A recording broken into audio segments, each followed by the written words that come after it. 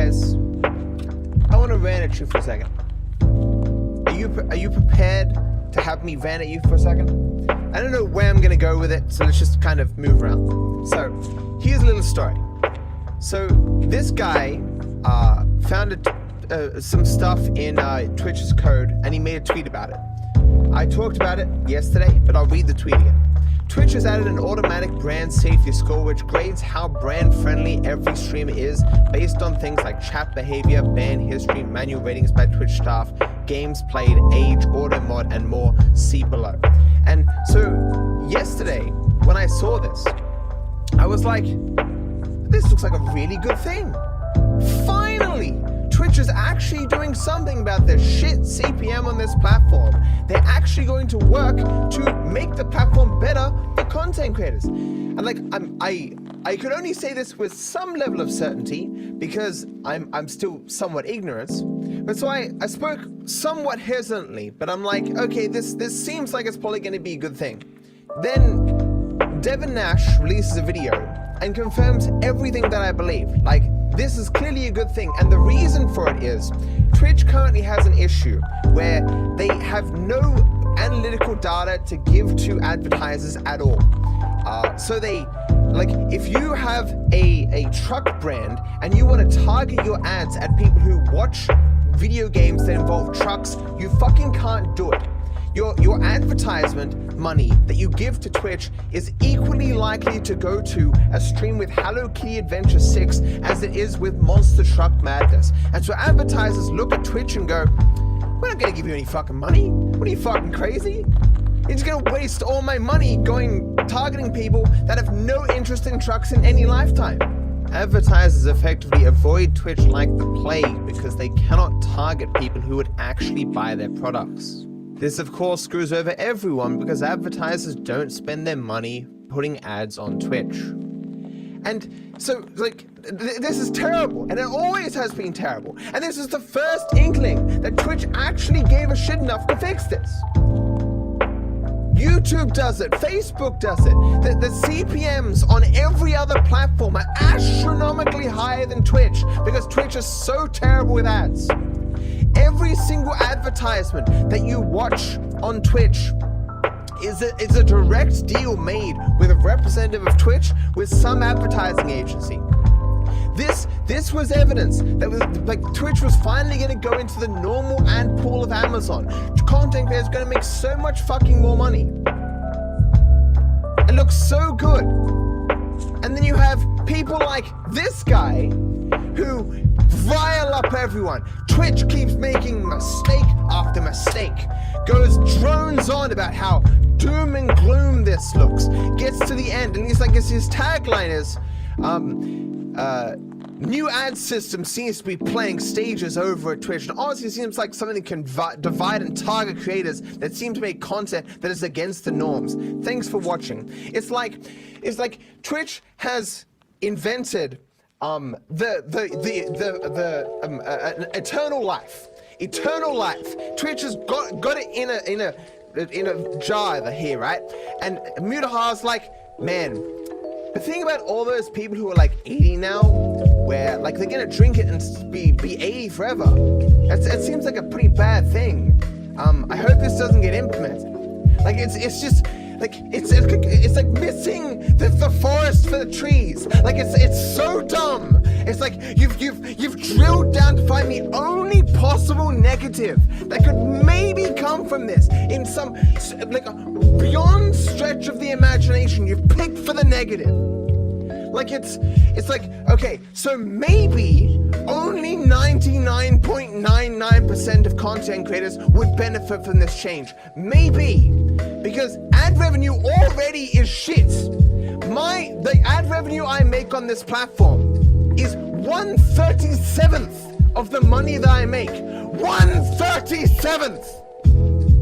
Advocating in a video to stay with that system is so fucking dumb. What is wrong with you?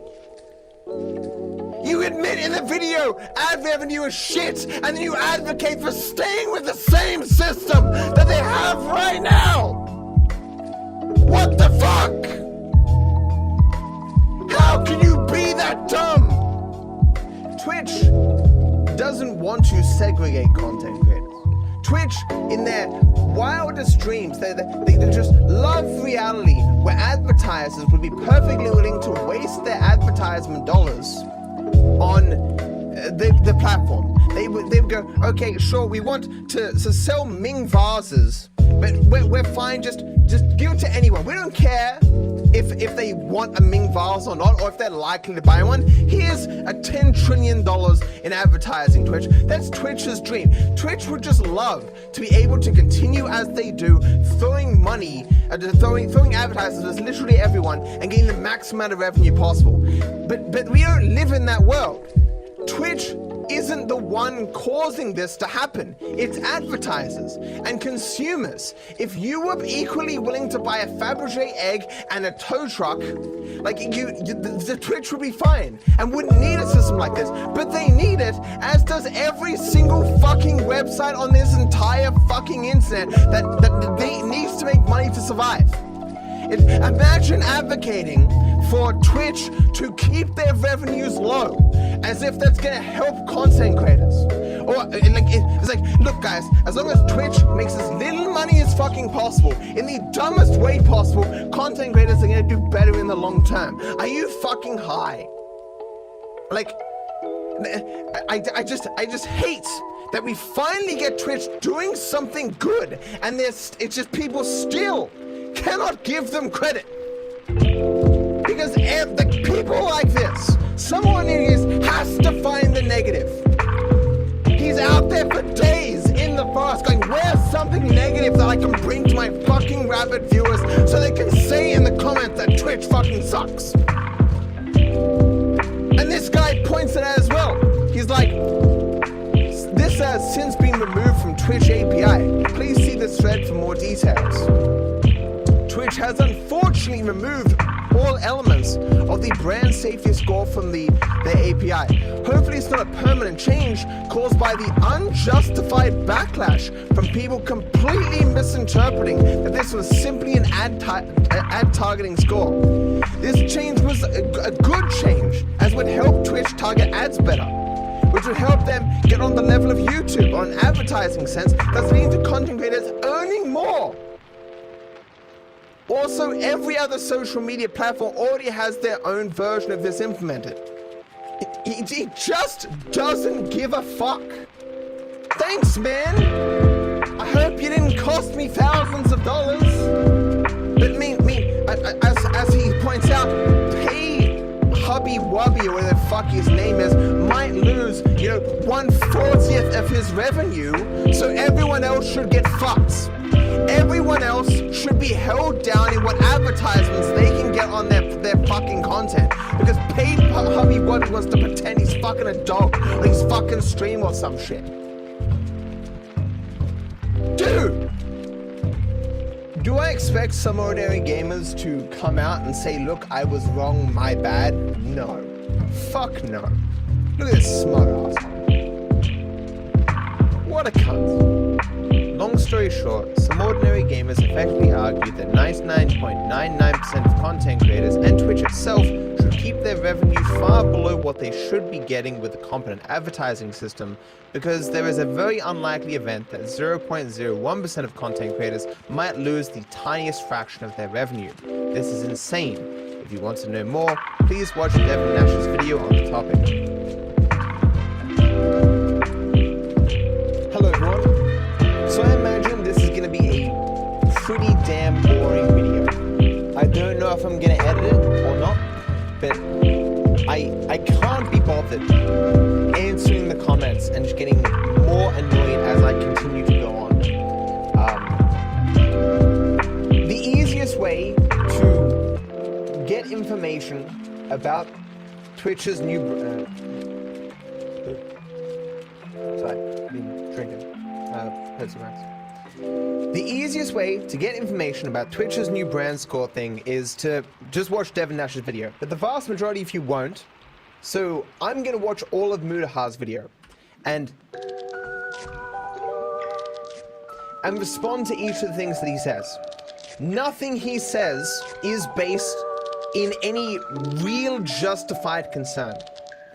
it bothers me how much people don't know about advertising on YouTube and whatnot. Like, because I'm not an expert, but I know that the overwhelming vast majority of things written in my comment section over the last couple of hours are false. So I'm going to make a poll right now.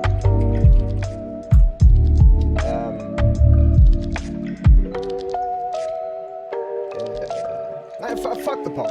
So the overwhelming vast majority of people, when they hear my video just got demonetized, they think, oh, you're not making any money from your YouTube video anymore. That's terrible. So I want to show you what a demonetized YouTube video looks like, okay? Show a bit of my revenue here. Can I show this? I'm sure this has been shown before.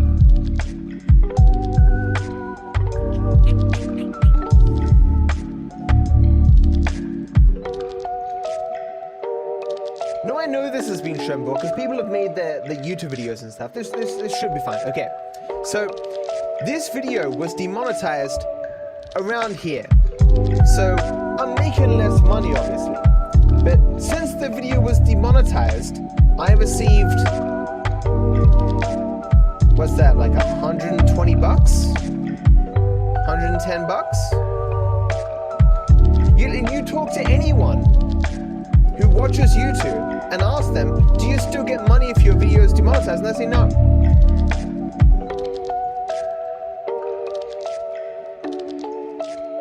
Because they don't know shit.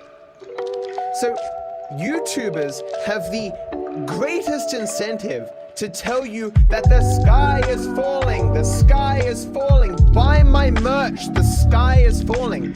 Whenever a problem arises, a YouTuber will tell you about it fucking immediately, but they won't tell you when that shit gets fixed 2 weeks later. Every single adpocalypse that has happened on YouTube has fucking sucked. As the algorithm has changed, or some things started to flag channels and whatnot. I once had like 30 or 40 of my How This Human Ended episodes immediately flagged and limited in their ads, and I was like, oh shit, the world's coming to an end. It took like 2 days to fix that. 2. You guys know me. I don't censor my swearing on YouTube because of because I don't want to. It just annoys me. But you may notice sometimes I remove it from the first 30 seconds. So you know how much I swear. Like my last video I released had like 57 fucks in it. I said cunts, all these things. And you would imagine me playing the most violent video game alive, that I would be demonetized so much on YouTube. Like, I'm such a brand risk. Here is the amount of times I'm demonetized. 1, 2, 3, 4. That's a copyright thing. 1, 2, 3, 4, 5, 6, 7, 8, 9, 10, 11, 12. 12 times. And this channel's like 3 years old. And these videos still make fucking money. People in the comment section like, oh Matt, but you're such a brand risk. You're gonna destroy yourself. Twitch's new system's gonna destroy you. You're insane. You are all insane. The lengths that you need to go to really get fucked on YouTube, or to get banned for that matter, is so extreme. The amount of people who fit into the category of brand risk is like 0.1% or something, less, like 1 in 100, maybe 1 in 1,000 people.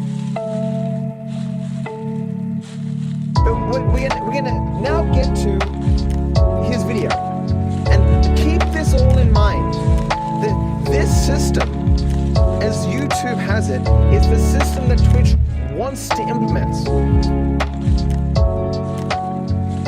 Don't have in your minds that someone like me, who swears constantly, talks about politics, and plays a violent video game, is gonna get demonetized. Because it's not what brand risk people are.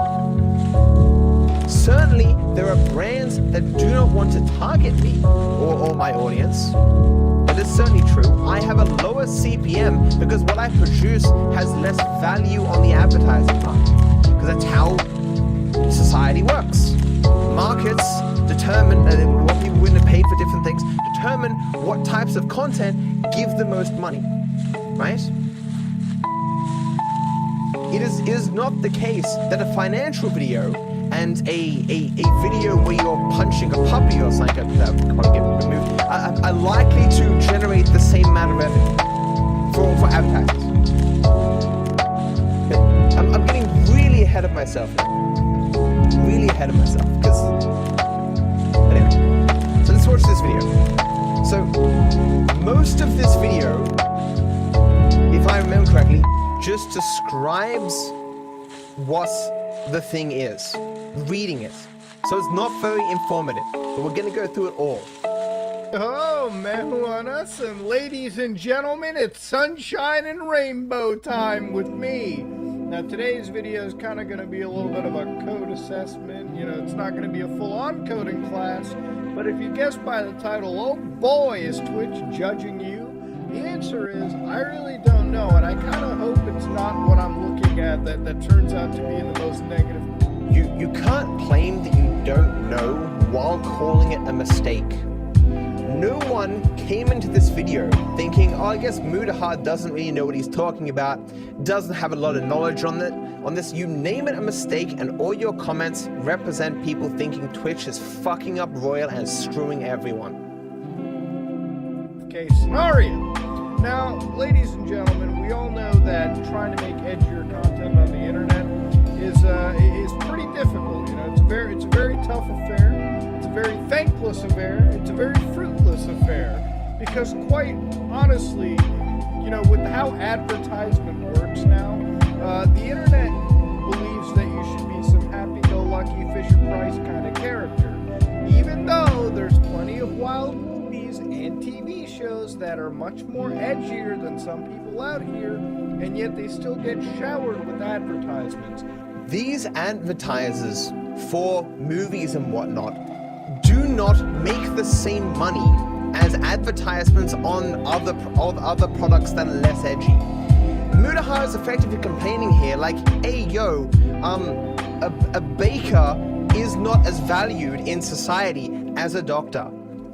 Yes. Edgy content does not generate as much revenue for companies as does non-edgy content.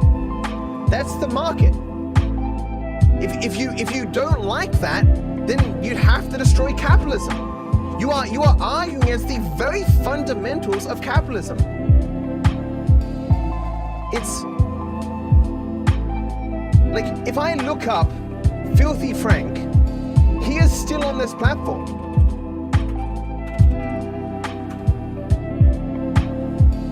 His channel hasn't been removed. This is some of the sickest shit alive. Only in the most extraordinary circumstances do you get your content removed on this platform.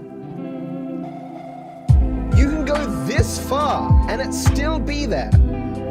Certainly, you will get limited ads on most of this, like I do, but you'll still make money. And it isn't because Twitch hates you. It's not because Twitch hates edgy content. Twitch is responding to the market.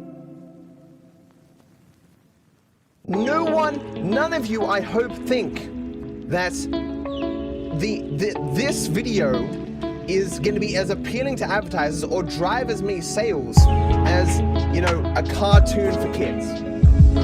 It's just not the case. And you can't complain about that without just saying capitalism should be destroyed and everyone should get the same amount of money regardless of what they produce. That's the market. We live in a weird world, and every major site you go to, whether it be Facebook, YouTube, Twitch, Twitter, if you're a content creator on any of this and you show a bit of edginess, then there's chances that you may not be as rich as the toy channels out there. You know what I mean? You know what I'm telling you? But that's the market, my dude.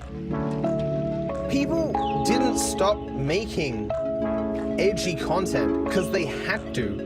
Certainly, you can't break the law. But people could still make edgy content today, but they wouldn't make as much fucking money. It's like the same reason a person might go to become a doctor instead of a baker is because they make more money. That's just the market.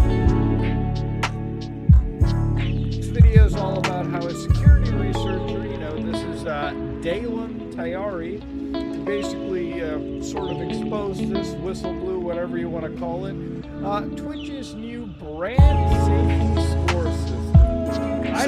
So since he's talked up this guy as a security guy, whatnot, who leaked this information initially, I think it's very important to listen to what he has to say about this system.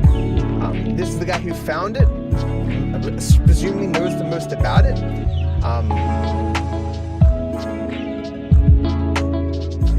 So when it was removed later, his statement on the issue of it being removed, Twitch has unfortunately removed all elements of the brand safety score from their API. Hopefully it is not a permanent change caused by the unjustified backlash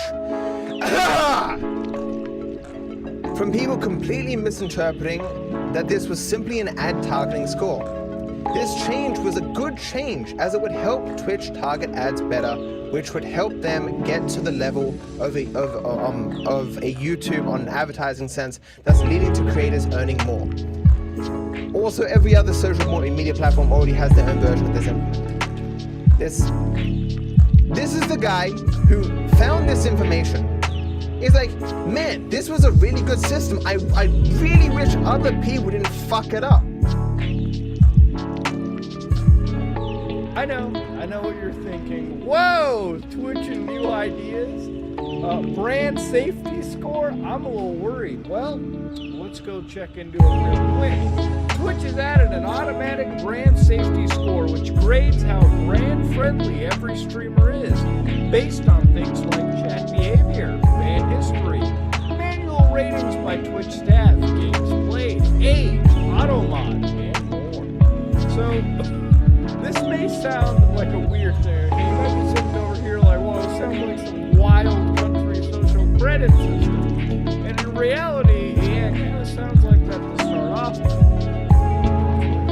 Now, a couple pieces of code to look over. Now, this comes from Twitch's GraphQL API, the GQL API, which is typically for internal.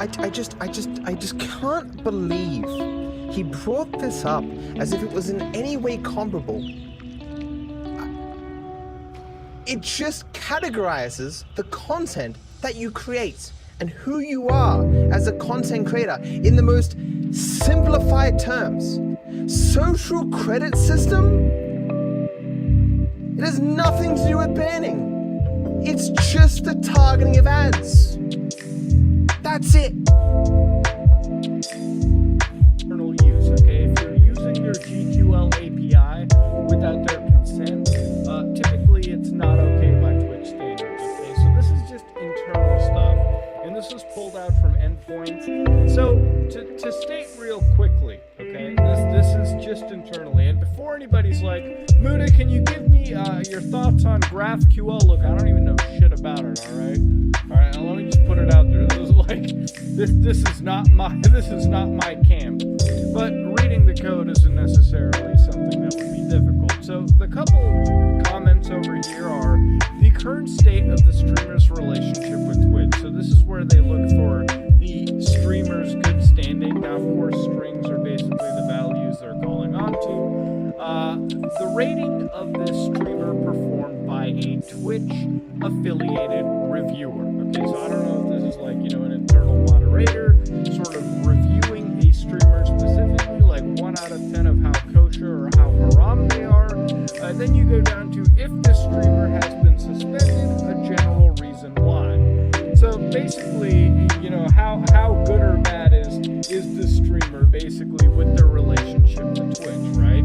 If this streamer is a partner, all right. So I don't know if this is like brand or partner specific treatment, but it's an interesting read. In fact, it goes to the point with if the streamer is 18 years or older, okay? If the streamer is 21 years or older, if the streamer has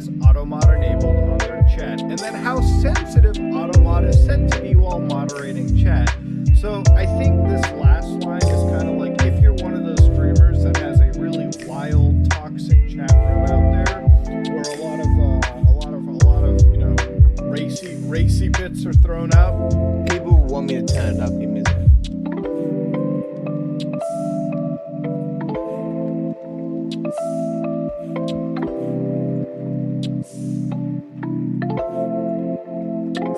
Tell me if this doubles for you. You may set your Automod to a point where somebody could write the word talk and you'd be banning them for 9,000 years.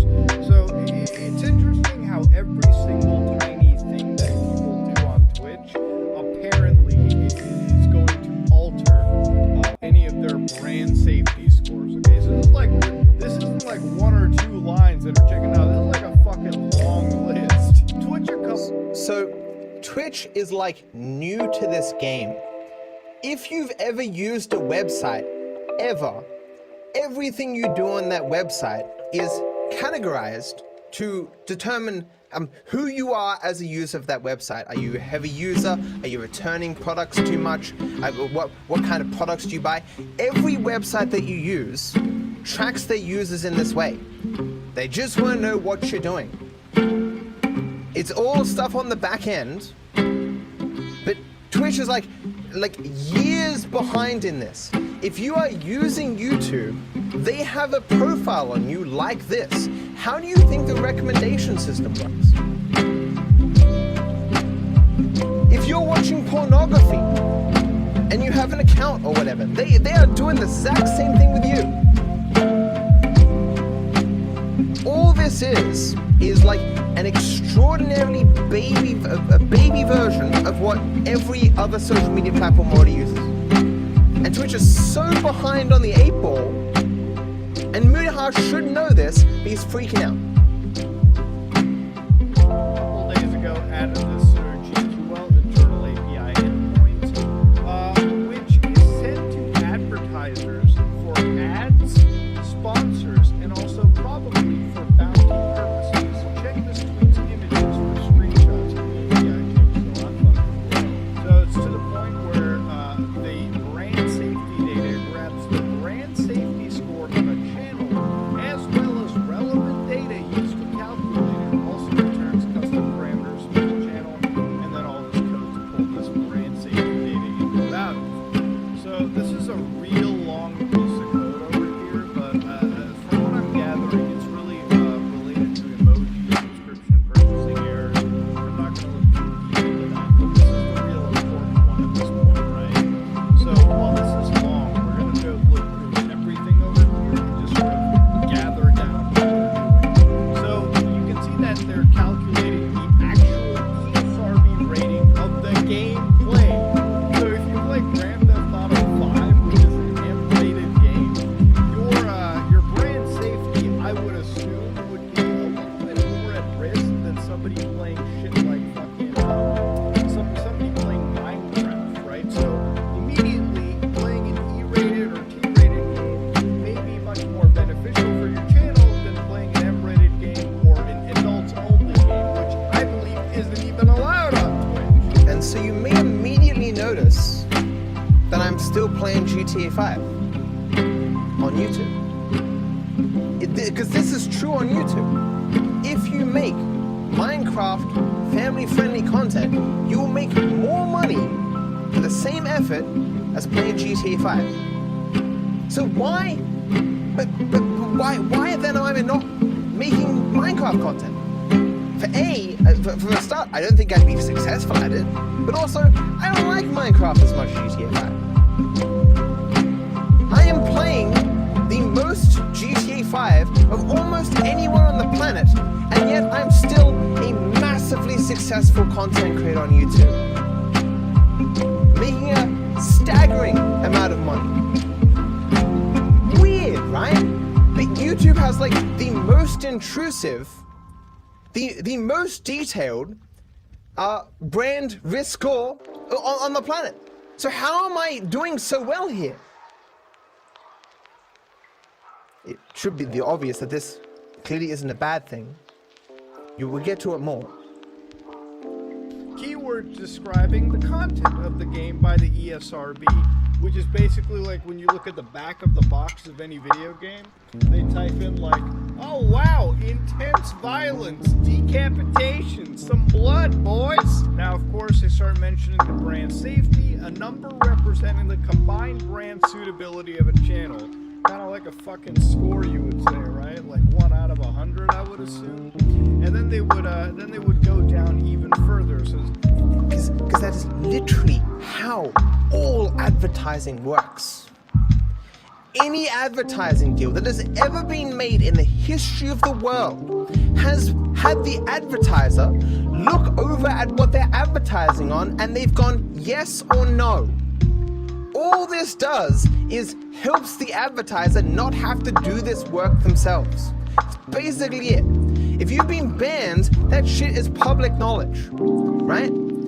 The advertiser could go through every detail of every stream that you've ever done to know if it's worth giving you money, or they could use this.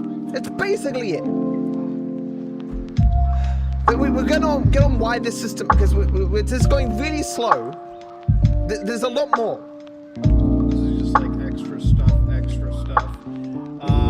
Mature flag for a channel manually set, unset by streamer. So you know how you can like set your stream to like, hey, this is a mature stream out there.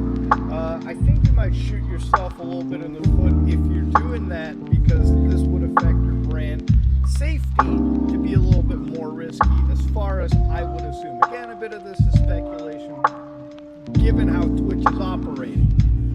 Rating of the streamer performed by a Twitch affiliated reviewer. We've seen what it is, and then more and more into like how sensitive automod is. So at this point, they're calculating ages, they're calculating what the rating of the fucking game is that you're playing. They're calculating if you set your channel to mature. They're calculating what your relationship is with Twitch. So, I mean, shit. So the most basic shit alive. How old are you? Right? What games do you play? Have you been banned before? If a person stumbles across your channel, are you naked dancing around or some shit? Like, it's the most bare bones, basic information that you could probably get in the vast majority just by watching the stream for like a day and looking up a little bit of their history. Going to one of those Twitters that says everyone who's ever been banned. This is the most non-significant information ever. Most of you could answer the things that these advertisers would be getting just because you watch my stream. And that's actually a bad thing. You'd want them to have more information than this. But we'll move on. That could be anything. That could be, I have never been banned, to I get bans every fucking month. So that could definitely affect you with how healthy your stream may be doing as far as advertisement is considered. Now, Dalem actually speculates, this is pure speculation, but still very plausible. Twitch could also use this score to affect CPM, which is, you know, cost per mile, how much people get paid on like every so 1,000 views, or I guess with Twitch, hours streamed, and bounty opportunities, which is like, you know, Twitch, people can pick bounties and make a lot of money, you know, playing a certain game or streaming it. Now, of course, Twitch support came into the whole party and said, hey, we're exploring ways to make sure ads are appropriately matched to the right communities on Twitch. Looking at a number of different factors, we also know the factors. Nothing is launched yet, and no personal information has been shared. I mean, I don't know why that last statement was so important. I don't think they're like really leaking personal information. They're just running assessments on channels. But okay. It's because people are fucking going apeshit thinking this is some attack on people's privacy, when it's nothing like that at all. It's just categorizing content creators. So advertisers know what they're buying. And we're going to continue and explain why this is a good thing. User privacy is critical on Twitch, and as we refine this process, we will not pursue plans that compromise that priority. We'll share more information with our community along the way, and given Twitch, I actually think they will. Twitch is pretty decent with that shit. Now, of course, Dalen said this is exactly what the thread was about, and there's a change that will hopefully result in an improvement for advertising campaigns on the platform. Now, this is what I said in the beginning. I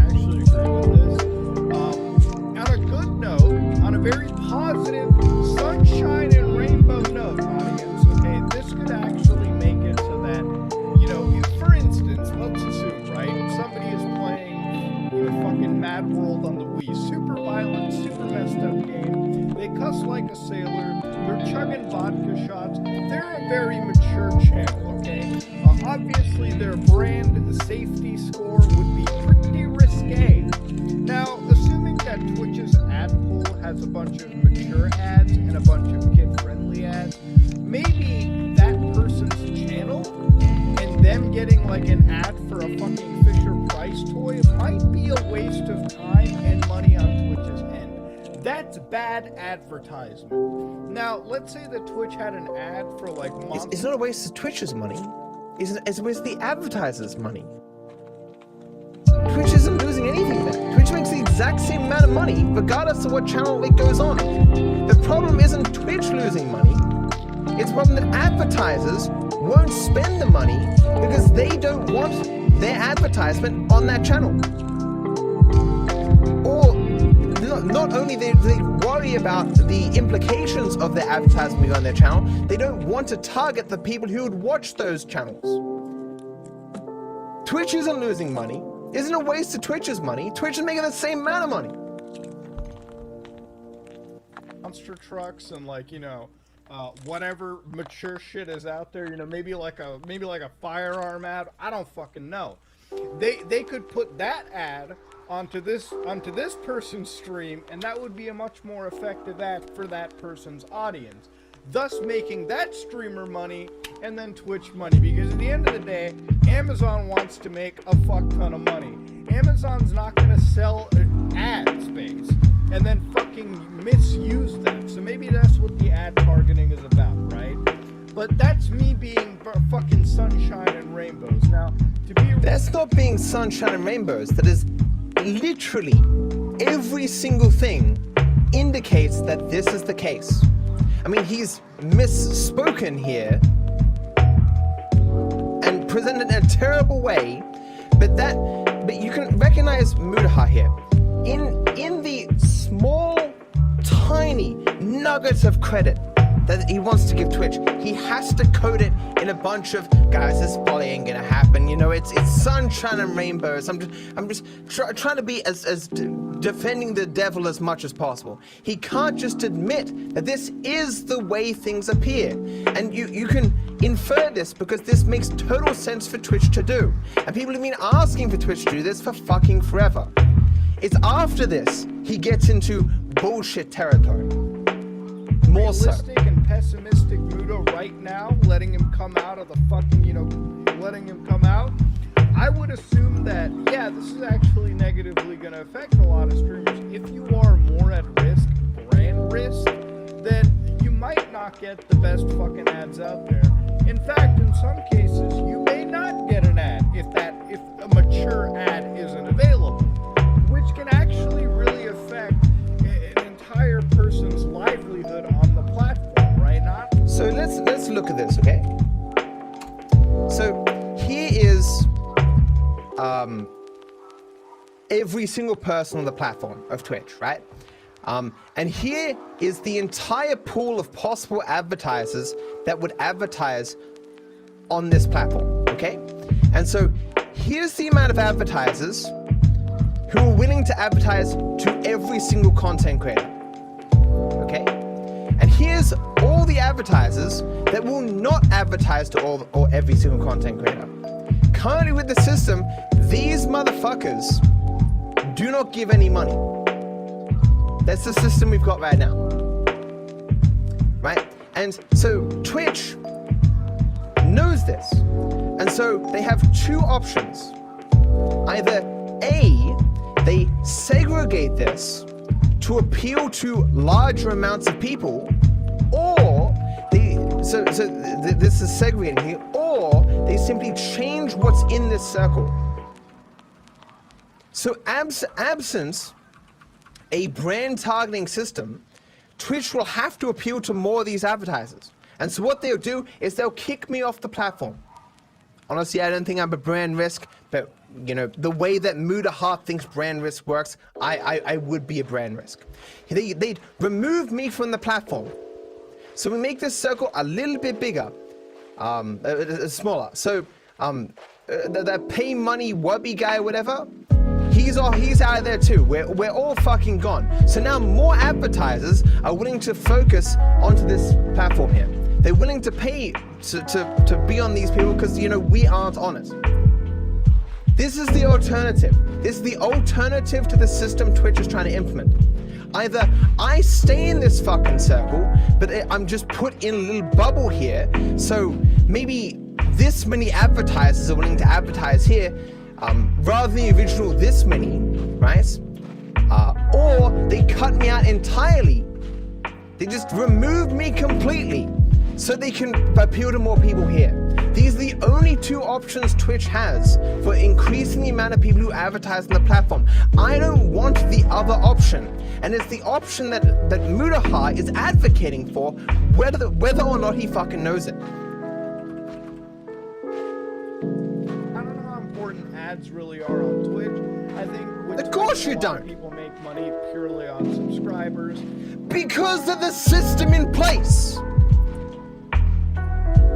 Then you might not get the best fucking ads out there. In fact, in some cases, you may not get an ad if a mature ad isn't available. See how funny this is? Him describing the process of the very platform where he makes his money, that he has no problem with on this platform. Because if tomorrow Twitch, if YouTube moved to Twitch's system, his Mutaha's ad revenue would decline massively for reasons that we're potentially going to get into soon. But he's describing the very system on YouTube, the very way that it works without seeming even blinking and realizing that's the case.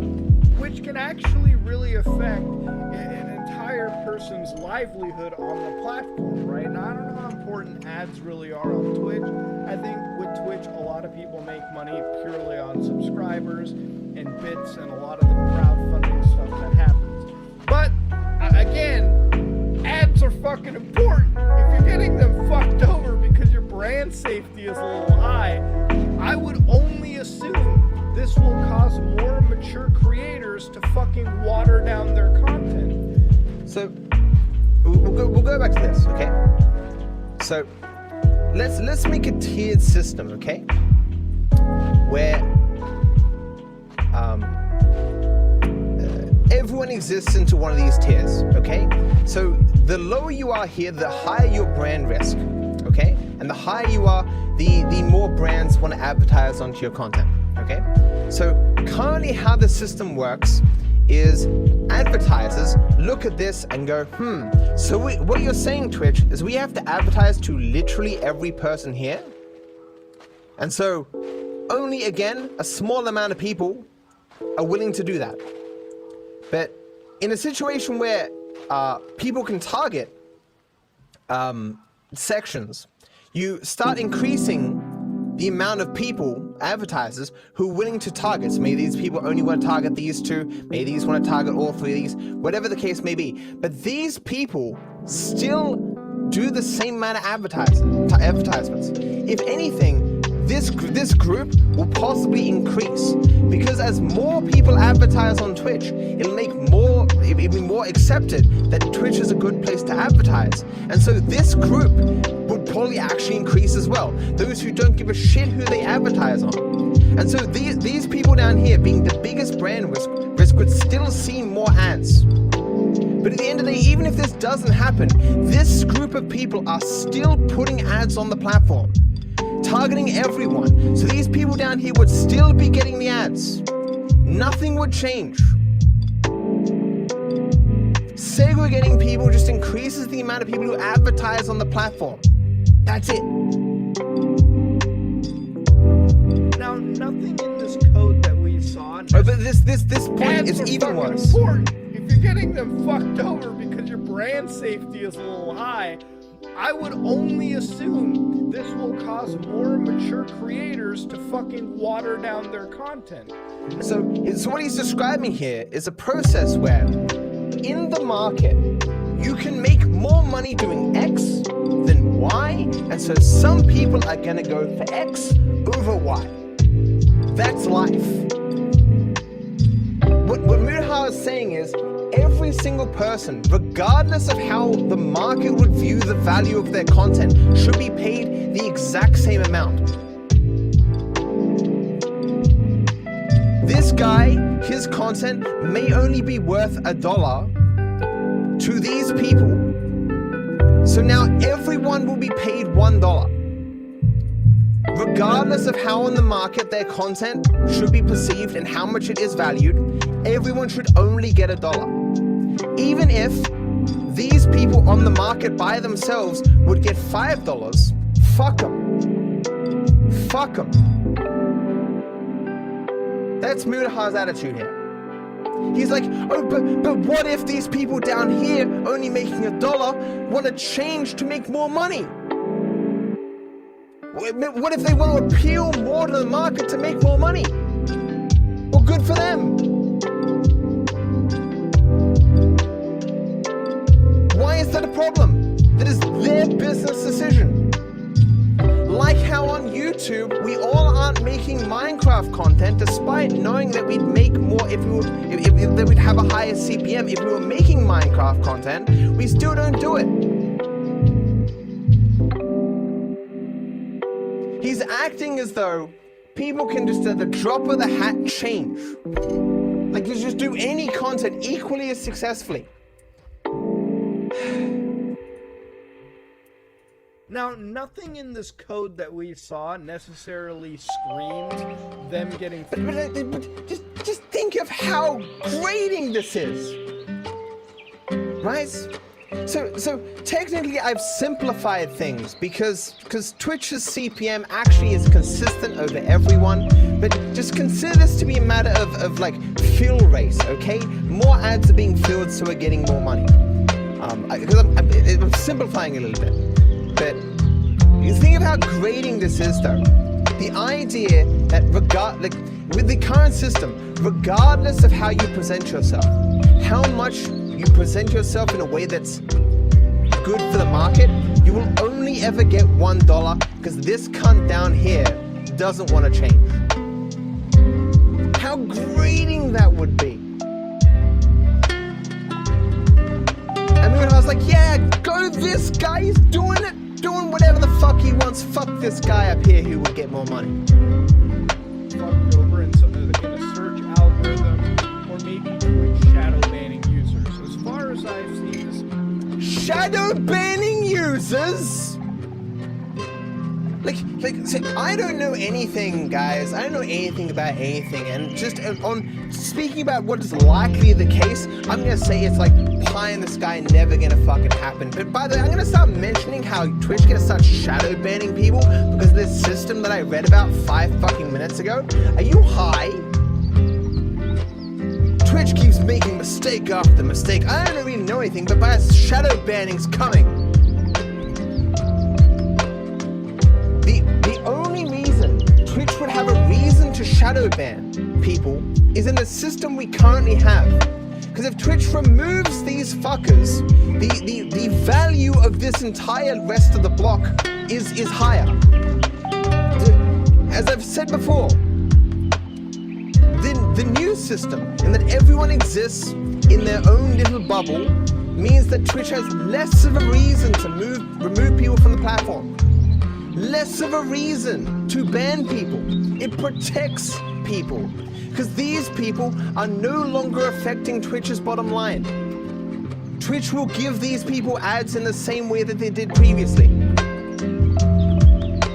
But Twitch doesn't have to look at these and go, man, if we got rid of these motherfuckers, me, Pay Hubby Wubby or whatever, we'd be able to get even more money.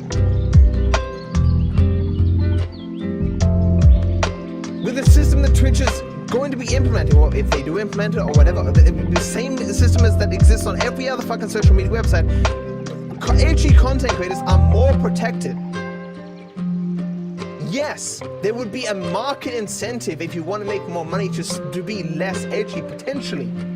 But that's down to the choice of the individual content creator, and that's their business, not yours. This is purely to target advertisement properly. So it doesn't seem like Twitch is targeting edgy creators and then fucking shoveling them into the sea of creators out there so that they don't get seen by anybody. But when I look at advertisement, it just makes me wonder, I don't know how much that shit can fucking correlate. From what I realize, it's just ultimately a weird it's not exclusive to Twitch. Then how is it weird? I see a lot of people screaming at Twitch for it, but honestly, YouTube, Facebook, and most other fucking creator services do this anyways, okay? This is something that They all do it. all across the board. All these guys... How can it simultaneously be a weird idea, yet it be the thing that everyone else does? So, it doesn't seem like Twitch is targeting edgy creators and then fucking shoveling them into the sea of creators out there so that they don't get seen by anybody. But when I look at advertisement, it just makes me wonder, I don't know how much that shit can fucking correlate. From what I realize, it's just ultimately a weird idea out there. But it's not exclusive to Twitch. I see a lot of people screaming at Twitch for it, but honestly, YouTube, Facebook, and most other fucking creator services do this anyways, okay? This is something that happens all across the board. All these guys do is try to maximize as much advertisement space that they can sell appropriately. If they don't do that, the site doesn't fucking make any money properly. That's pretty much how the whole situation goes. Now, do I agree with this whole practice? Hell no. I honestly see this from a creator perspective where if this affects people financially really hard going forward, and again, there's no idea if this will even be implemented. Again, Twitch hasn't made any of this. I come at this from a creative perspective, and I'm advocating for a system where people make the lowest amount of money possible, and those who are brand risks should be removed from the fucking platform to increase the amount of ad revenue. It's not a creator-centric idea. It is the worst system imaginable, and that is what exists. Like, he admittedly doesn't know anything about how much money Twitch people make from ads. He admits this himself. But if he realized how low it was, I think he'd be more willing to maybe just think for a moment that anything is better. Like, this system is literally the worst of all worlds. People who are edgy are the highest risk to the platform they could possibly be because they threaten Twitch's bottom line. And people make the least money possible. It's like the 0.01% dragging down the 99.99%. And Mudahar's like, you fucking go 0.01%. Yeah.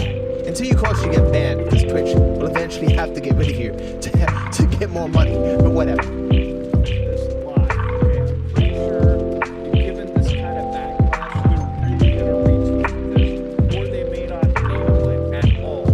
But Oh yeah, absolutely, because Twitch is gonna go, we're not interested in money.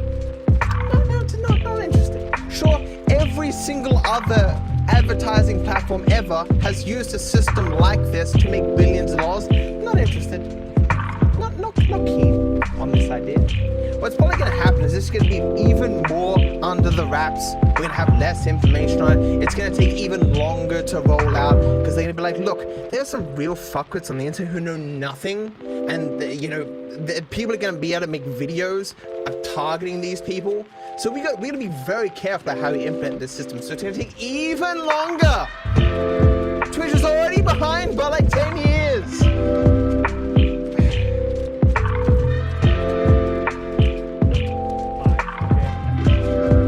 given this kind of backlash, they're really gonna retweet this, or they may not enable it at all. But all this kind of stuff really makes me wonder from a creator standpoint that if this is it's only gonna cause individuals to really water the fuck out of their content so that they can be more brand friendly, or at least out there. And I don't know if I'm okay with that. I don't know if I'm down with that.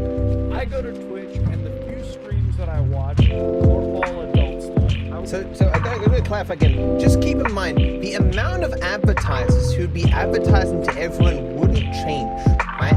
It's these people who refuse to advertise on Twitch We just like, no, fuck no, we're not interested in Twitch as it currently exists. These people would now be entered into the fold and would give money to the system. If they would give money to the 99.99% of people. And the 0.01% would be protected. And in the worst case scenario, they'd lose the tiny fraction of Twitch revenue that is advertising for the benefit of fucking everyone else. And again, it's kind of just because the idea that the 99.99% should be fucked over by this percent of people is just nonsense. But that's the worst case scenario, because in probably reality, this group of people who would be willing to advertise on fucking anything would also increase, and so these people would get more ads on their fucking platform, on their fucking content. I watch a lot of Pay Money Wubby, and it would fucking hurt me if Wubby was hurt after all the bans that he got. His ad revenue on this website is fucking slashed in half because he tends to be a much more mature creator either. Absolutely. How could Pay Wubby Bubby, or what the fuck his name is? Pay Wubby, Hubby Wubby. How could he survive on a platform that had a targeted advertising system? Oh, wait a second. He has a YouTube channel with over 1 million subscribers. But how could he survive? How? I don't understand. How is it that Twitch's system that isn't even implemented, that takes up like 1 fraction of a percent of the information that YouTube uses to target the advertisers? How is this archaic, terrible social media fucking score that YouTube uses not killing Pay Money Wubby in a fucking heartbeat? How? It boggles the mind. Does Mutahar not know that Pay Money Wubby is on fucking YouTube?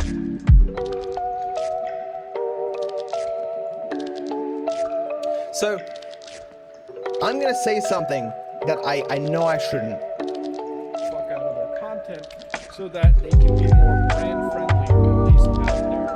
And I don't know if I'm okay with that. I don't know if I'm down with that. I go to Twitch, and the few streams that I watch are all adult stuff. I watch a lot of Pay Money Wubby, and it would fucking hurt me if Wubby was hurt after all the bans that he got, his ad revenue. So, the bans that I've seen of Pay Money Wubby have been justified, except for one. One where I'm pretty confident this is the story.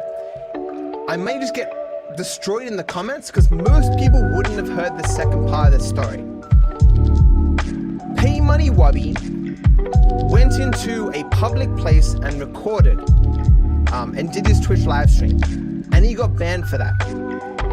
And he came back and said, I got permission. Twitch is so fucking dumb. I got permission.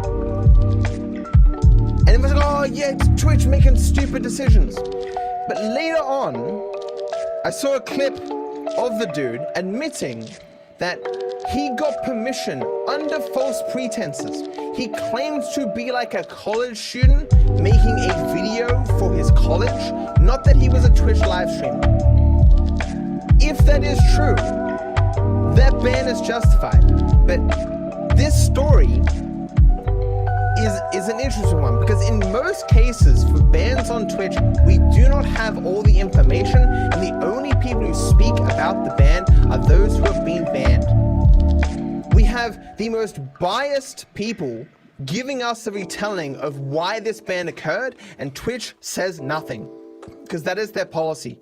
So people have a huge perception of fucking Twitch, all their bans are fucking terrible, oh my god, when in reality a lot of these bans would have been justified for reasons that we don't know. Certainly there are some bans where it's hard to believe that there's a justification behind the scenes for it, or a person not being banned. I cannot say that everything Twitch does is justified, but simply saying that Pay Money Wubby has been banned does not mean he did not deserve to be banned. Right?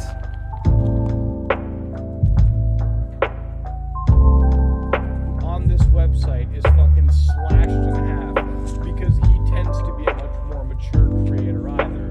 Because So, interestingly, Twitch has endless, fucking endless mature content creators. There are like millions of people who stream to this platform every week, okay? They all aren't getting banned. This idea of maturity, okay? This idea of maturity is like, maturity. So brand safety risk and maturity. So here's all the mature content creators on the platform. Here is the brand safety risks. These aren't people who are like swearing or playing GTA 5. They are like Ice Poseidon giving his location to his audience and then getting swatted 87 times. These are people who are calling up Twitch staff and threatening them with violence, which one guy got banned for that. These are the extraordinary lengths that you have to go to for Twitch to go, we don't want to sell advertisement on your shit, right? This is these people saying mature. I am mature, right? I'm not driving around in the fucking hentai car, whatever the fuck, pay money. I don't know his content that well. I've seen some funny stuff that he's done, but like obviously, the word mature there is really doing some work, right? in all honesty, that's what I'm into, and I wish more of these sites understood that. There is a huge market for mature content. There's a huge market for people being edgy, okay? Yes, and to be able to advertise to them, what do you need, chat? What do you need? What would you need to have to be able to target mature channels with advertisements? What would you need? Something like an advertising targeting system that, you know, identifies mature people. So you can advertise to people who are interested in people who are mature, who might be more likely to buy a product. You can target them, right?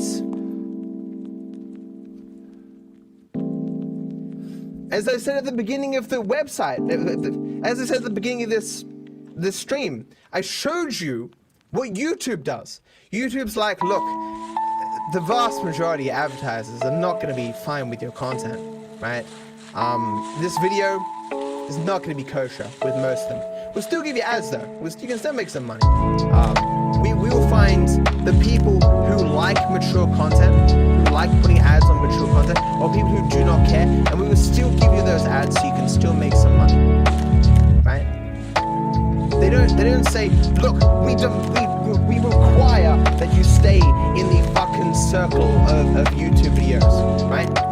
Because YouTube ain't that dumb. It's like, because YouTube could do this. They could say, no, we refuse. We will not say you're mature. We'll say you're exactly the same as fucking everyone else.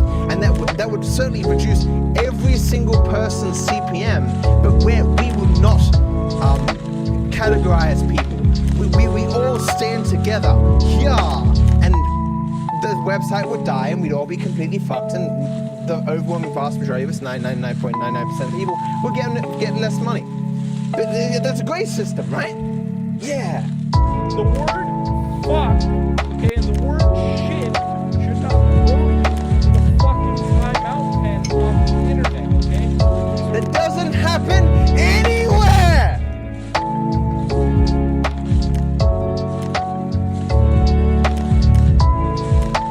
Every single video I've produced for the last 8 years has at least me saying fuck like 9 times.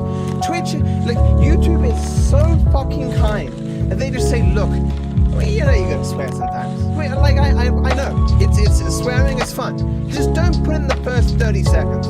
That's it. You don't put in the first 30 seconds, we won't fucking care at all. It's the advertisers, man.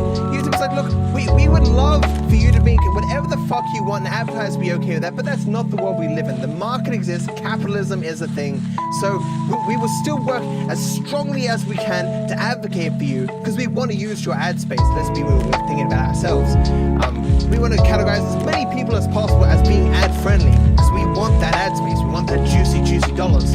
So we'll only sanction you, reduce your ad revenue, not remove it entirely, if you don't swear in the first 30 seconds.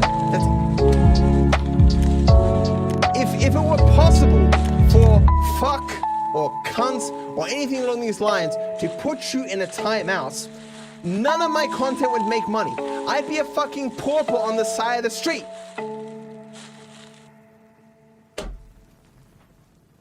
It is certainly possible to swear to a degree that you can be demonetized for that alone, but you have to be saying fuck every second word. I mean, America is... YouTube is America, so maybe they do hate the word cunts. But I mean, I say cunts in a variety of my videos and they don't seem to care. But I imagine if I said the word like 87 times, they'd probably care. But they are really fucking generous on that front, my dude. Acting as though YouTube is timing out people for swearing is fucking nonsense. But this is the narrative that his viewers get. People have this completely backwards idea of how YouTube works in regards to advertisement, regards to sanctioning of content creators, Twitch in the same way. Bans are extraordinarily rare. YouTube has like 1 billion fucking users, right? You'd be like, oh, I hear about a ban every week. Yeah, that's like 52 people in like billions, right?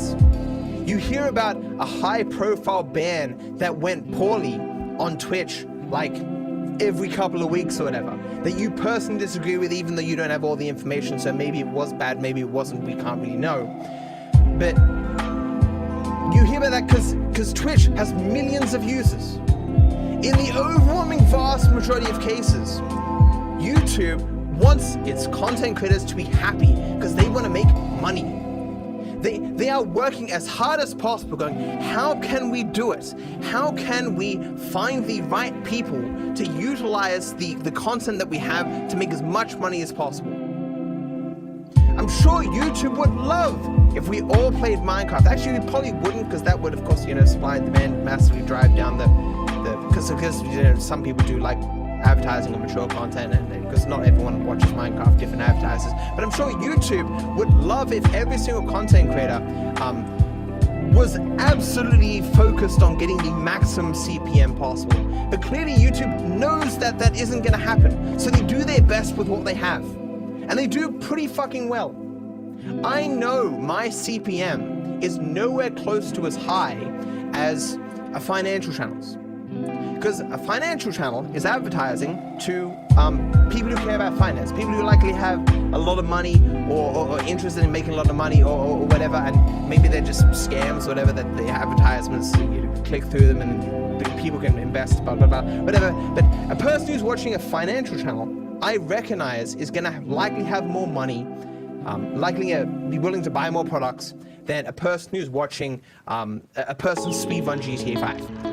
I do not expect or want YouTube to go to that financial channel and like, look man, we're gonna drive down your CPM to be exactly the same as DarkViper, because you and DarkViper are now in the same fucking group. We're gonna sell advertisements in the exact to both of you combined, rather than letting you both flourish as your own individual entity.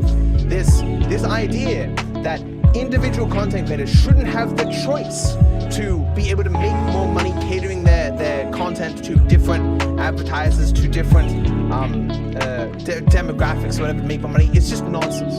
This idea of all of us being required to be dragged down by these 0.01% or whatever is goddamn nonsense. A targeting advertising system gives creators more choice and more money. They're okay words, alright? Yeah, they might be a little cussy, but they're okay. Listen, I understand you don't want to turn your site into a nudity pit fest, okay? But there's a fine line between, sort of being mature and then breaking the fucking rules. Just because you're mature doesn't mean that you should get fucking punished for it. I wish sites... Absolutely. You guys see, like, every fucking day that people are being banned off Twitch for being mature? I mean, GTA 5 is a mature game. All my content is mature. Like, literally, by definition. I must have been banned like 886 times. Soda Poppin saying, Forsen says the word retard every 6 seconds. Wait, is he's still on the platform? Really? He's still getting ads? I mean, he had to literally show a horse cock on stream to get banned temporarily. This guy is presenting the most disingenuous fucking presentation of how people get banned on all these platforms. No one's being banned for swearing. The lengths that you have to go to get banned are pretty fucking extreme. There are exceptions, things that fall through the cracks, but this isn't because Twitch is necessarily just the most brain-dead company alive. It's because it's a huge fucking company. Mistakes will always be made in companies this large, and you gotta hope you're not gonna experience one of the mistakes, but that is fucking life. Every single institution that you involve yourself with has some manner of mistakes that occur to the undeserving. As in, the innocent in every system that exists are punished sometimes. The justice system, your prison systems, all have people within them that are innocent right now, but you wouldn't advocate for the justice system to disappear based on its rate of failure. Clearly, Twitch's existence is better for all of us. And in that vein, it making more money guarantees its existence, because Twitch isn't likely profitable right now. It's sitting there draining funds from fucking Amazon and fucking Bezos is like, look man, I'm about to quit, but like, can this Twitch thing start making some money? What's going on? Do you ever wonder why every fucking thing that Twitch adds to the fucking platform is related to them making some more money? It's not just greed. You gotta make a lot of money in capitalism, blah blah. It's because it's most of the money they make is paid out to content creators. Because, like, only a fraction of people on Twitch actually making it. This is going way down there. But Twitch isn't rolling in billions, people. It's effectively a very tiny website. I want it to continue to exist, and I want content creators to benefit in terms of them being protected from bans and to make more money. And the system, as simple as it is compared to the systems that exist, this system would have worked that way.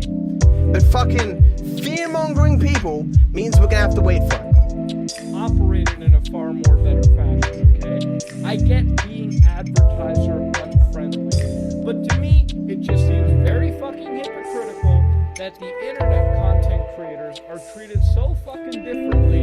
It's almost like some puritanical light is being shined upon us, when TV and movies can get away with so much fucking worse and still be quote-unquote advertiser friendly on their... Like, I'm gonna be real with you. I have never organized a deal for a movie in regards to advertising. I have not done that. Never. I have no idea the rate of money that a edgy TV show gets over a family-friendly TV show. But you know what's funny? Neither does this fuckwit. He has no fucking idea. He's observing things from a surface level.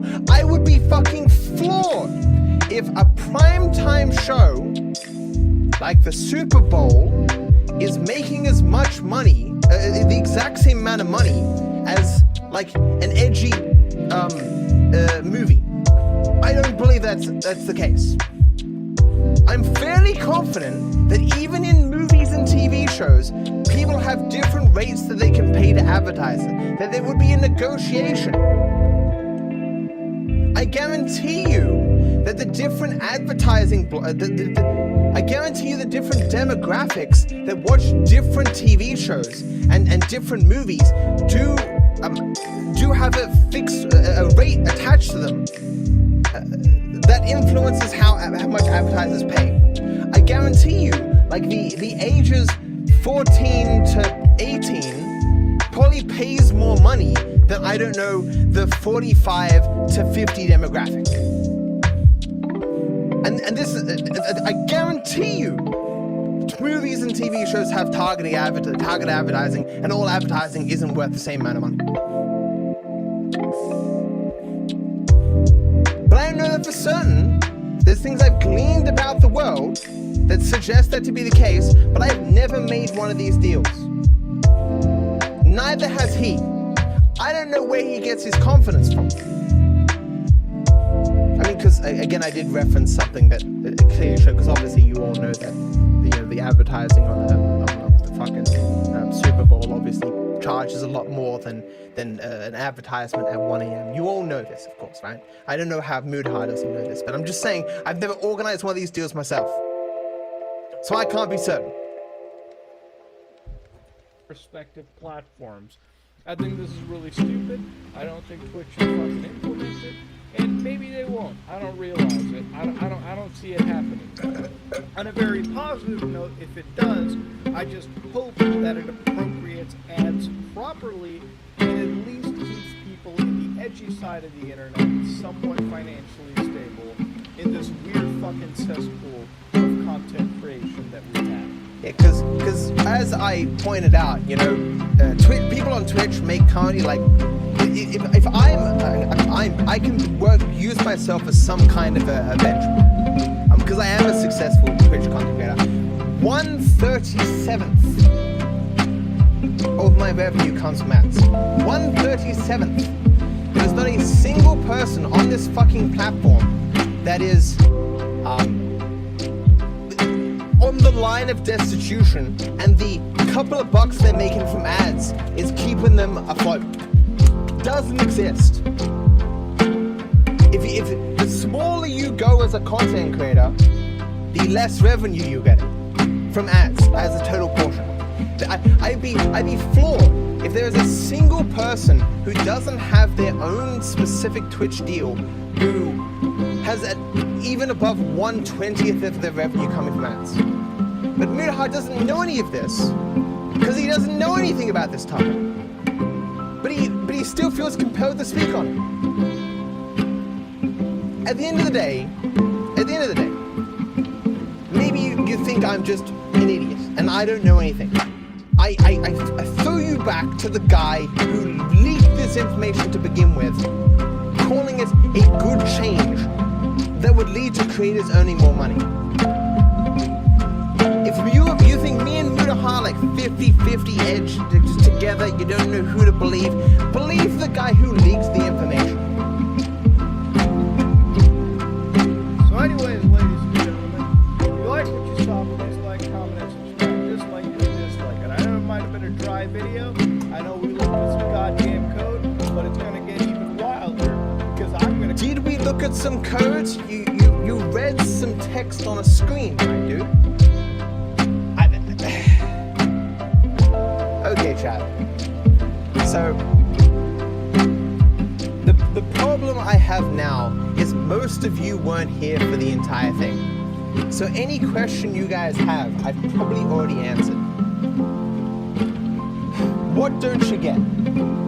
How okay, we'll make a poll. Because it's a biased poll. This isn't like how convincing I was or whatever. Who was more convincing? SOG, DarkViperAU. So I'd be floored if I didn't win this. But all I'm asking is, are there people who, after my spiel, still think that someone already gave me knows fucking anything about yourself? Like, the only way that a person can strike back at me in what I'm talking about here is talking about the fixed CPMs of content creators. Because I do not know how contract negotiation works for getting higher or lower CPMs. if what Devin Nash says is true, everyone has a fixed CPM anyway. And so all that this change would do is benefit us in the sense that more ads would be on the platform. But you would assume if Twitch was making more advertising revenue and was more profitable, they'd be in a better position to be able to give content creators more money, right? In terms of better CPMs. But anyway. That's an unfair poll. Of course, we're gonna vote your stream because that's what I said. I know it's an unfair poll. I'm asking, is there anyone here who actually isn't convinced by what I'm saying? It isn't the case that I think this is a representative sample. I'm saying, who am I still appealing to here? Is there any reason to keep speaking? Do any of you have any questions about anything that I've talked about thus far? Both had some good points. No, he didn't. None of his points were good.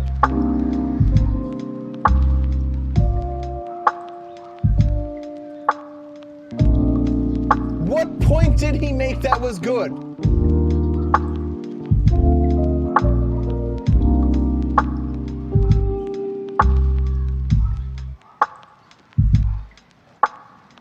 You are screaming a lot. I know! And it sucks because people aren't going to listen to me just because I'm yelling. But I can't help it. I'm very passionate and my hands move because I can't stop. It's hot in here. Why am I so angry about this? Because it affects. It's like imagine a reality where something good comes along that is actually going to benefit people, and someone actively works to push it away. Actively. And then they present nothing but misleading or false information to do such a thing. In what case in reality would that not be something worthy of anger? Here are people about to receive a boon, a benefit. Oh no, we better lie. Okay, I don't think he's actually lying. I think he's just misled. But we're just going to present a false narrative and push that thing away. How is that not something worth being angry over? Right? Wouldn't targeted advertising increases Twitch revenue massively? Well, also mean they'd be able to afford to take a smaller cut from bits and subs. That would also mean that channels with a lower rating would profit from all the notification dollars. It is possible that the more money that Twitch makes, the more that they'll be able to give back to content creators in order to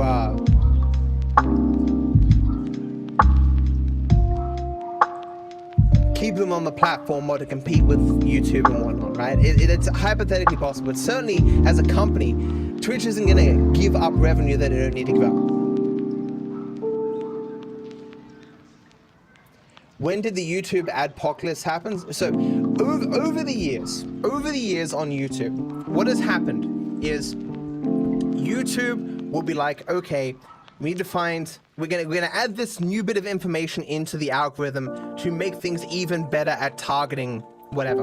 And then more videos will get demonetized, people's CPMs will potentially drop and whatnot, and everyone freaks out. They're, oh no, freaking out, ah! And then like over the next couple of weeks, the bot learns what is actually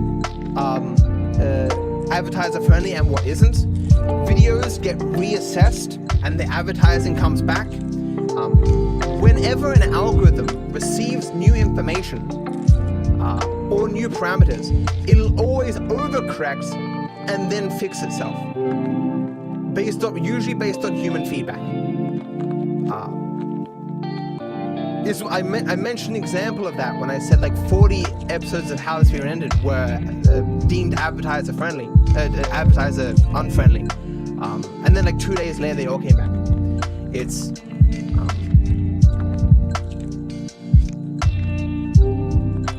in the case of the last adpocalypse, which was advertisers pulling out of YouTube, it was all just nonsense. It was all for show. What happened was that advertisers said, oh, we don't like that they're YouTube, what they're doing, blah, blah, blah, blah, blah. And then, like, behind closed doors, a couple of weeks later, like, look, YouTube, we got you over a barrel here. Maybe you want to give us better rates. We won't pay you as much. You know, you just give us the same advertising. You know, you got a flack right now from the people out there. They're not liking you. And, you know, they might affect our brand. So maybe you want to give us better rates on our advertising. And YouTube's like, okay, fuck you, but yes. And so everyone comes back. While everyone's up in arms, freaking out, the advertisers say, we don't like it, and then they all come back, because YouTube makes advertisers money, right? They make the companies money, and that's all that the companies care about. Currently, Twitch is unable to make companies a lot of money, and this change will make it so that companies will be better able to make money off Twitch, and therefore Twitch makes more money, we all make money in a roundabout way, and everyone benefits. So it's like the inverse of the adpocalypse. With the adpocalypse, the advertisers were leaving YouTube. With this change, advertisers realistically will be coming to YouTube, coming to Twitch. It is the opposite of an adpocalypse.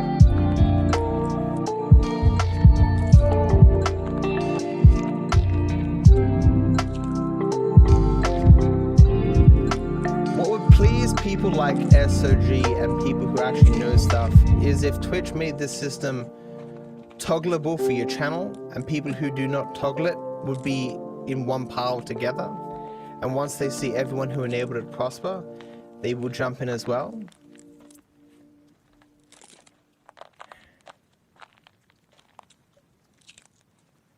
I don't know how that would work. I suppose what you would be doing effectively is just putting yourself in the lowest advertising tier.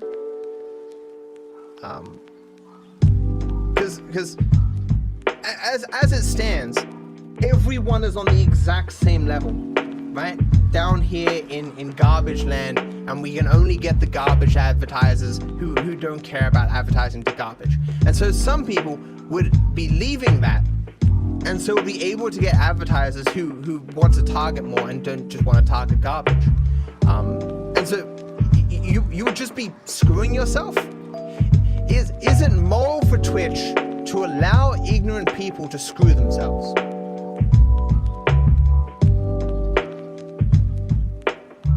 I don't know, but I also know that if this was a toggleable thing and it was off by default, the overwhelming vast majority of people wouldn't turn it on and wouldn't think about it. Like, keep in mind, of course, because Twitch didn't release this to the public. People are like, oh, why is Twitch calling it this? What the hell? The name of it describes exactly what it is. The only reason people think it's so doom and gloom is because of people like fucking Mudaha saying it's doom and gloom. Respond to this. Do you think that limiting the expression of unpopular, offensive opinions by punishing content creators who choose to voice them by cutting down their revenue growth potential is beneficial to society as a whole, especially when done on literally every major platform that allows creators to monetize their content? So, right now, if I wrote a play where, I don't know, the entire thing is two donkeys saying cheese to each other. That's it.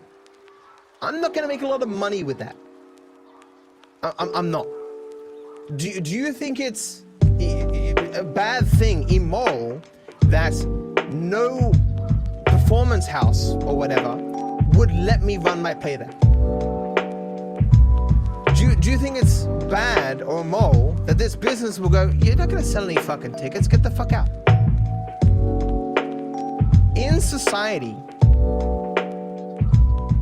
different things will make or lose money on the market. It's just how it is. You cannot expect something that is unpopular or offensive to make as much money as something that is popular or very appealing. to expect that is just to say, well, maybe some of you are socialists. I'm not even sure that would exist like that on social media. That is literally impossible in capitalism. Literally impossible. You would have to argue against the very existence of capitalism to advocate for the opposite system. I don't know how that would work. I have never existed in such a society.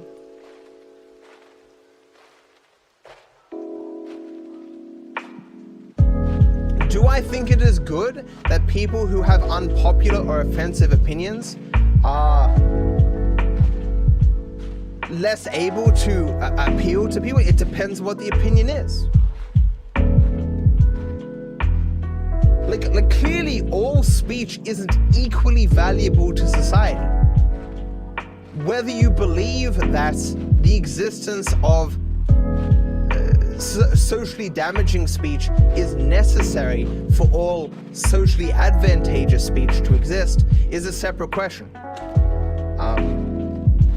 But the only way you could get to a system where people would be able to share their opinions, unpopular or offensive, to the same degree is if there was no money involved, so everyone's on an even playing field, or it's publicly funded or something. There's just no profit incentive.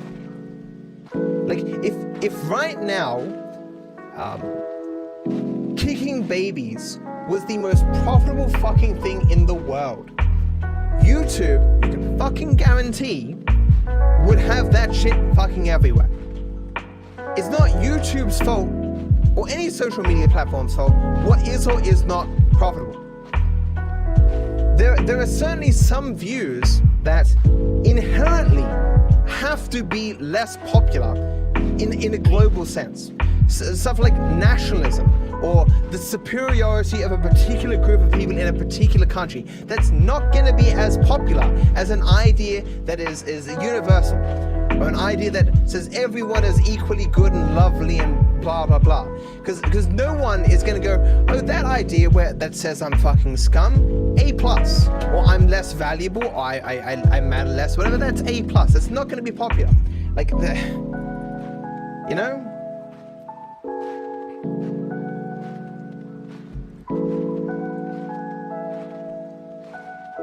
Poor Brothers are absolute human trash, and YouTube is still that fucking platform because you have to go really far to get banned. Like, really fucking far.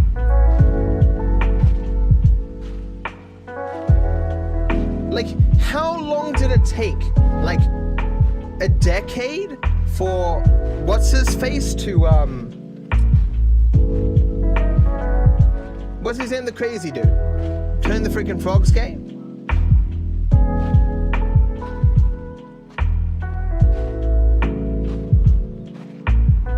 Alex Jones, it took like what, a fucking decade? Like, he's been in the system forever. When did he make a YouTube channel? It took eons. And why did he get banned in the end? Because of like a bunch of lawsuits. Because he said that the innocent, the victims of a gun shooting massacre were actors, and he led a brigading campaign to harass people who had lost their children in a catastrophe. That's what it took. He had said endless other stupid, unbelievably garbage things over the course of the time. It took that. Well, probably, and all the other things that he also did, or whatever. But like, the range of like mature, just a bit edgy, to Alex Jones is like 17 football fields. It's why Ben Shapiro is making fuck tons of cash on fucking YouTube. It's why Ben Shapiro is like I think the biggest Facebook content creator. I think.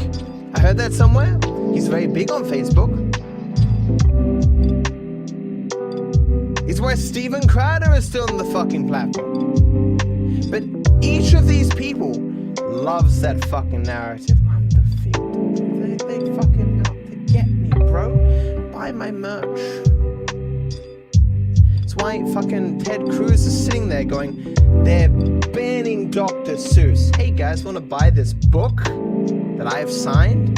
Dr. Seuss book. Don't let them win. Buy it. Buy it. I've signed it. Money goes to me. Of course, Dr. Seuss books not banned. It was the publisher believing that it was in their best interest to stop publishing like 6 of the 60 books that Dr. Seuss brought out.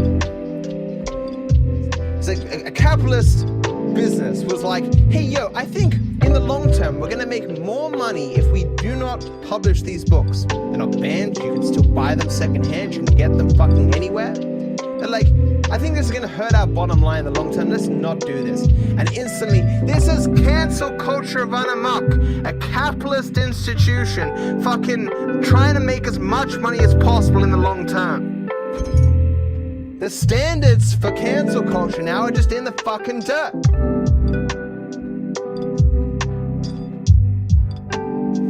Mr. Beast must be loaded with cash. We talk about this sometimes. Because like Mr. Beast will claim that he isn't really rolling in cash. Like, because he puts so much money into his projects. Like he just gave away a bunch of houses for $1.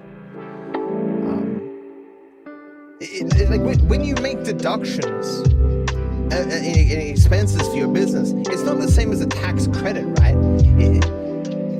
So he's paying less tax, but he's ultimately losing money.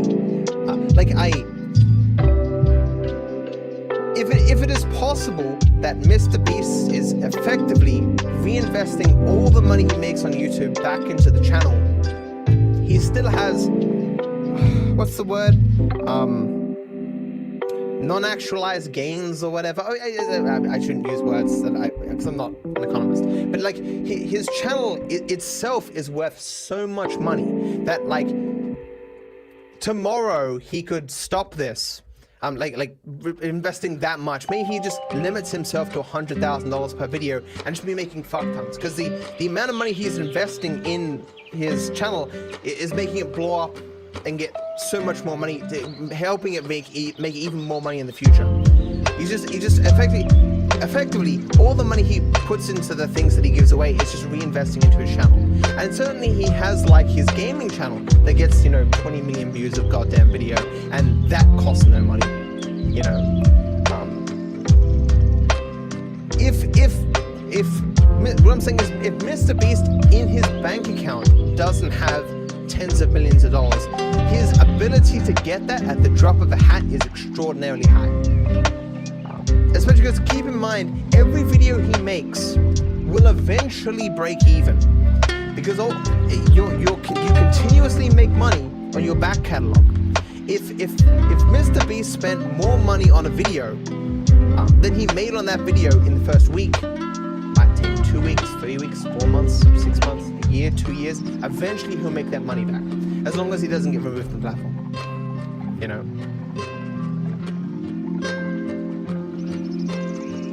So any other questions?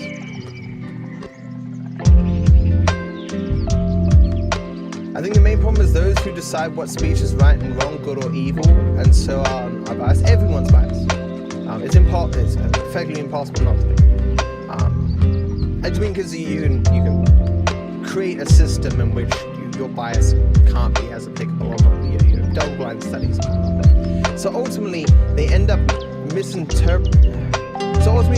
misrepresenting speech that in no way, shape, or form should be classified as such. I get that not all speech is useful and whatnot. However, we should be careful that not one side controls the narrative.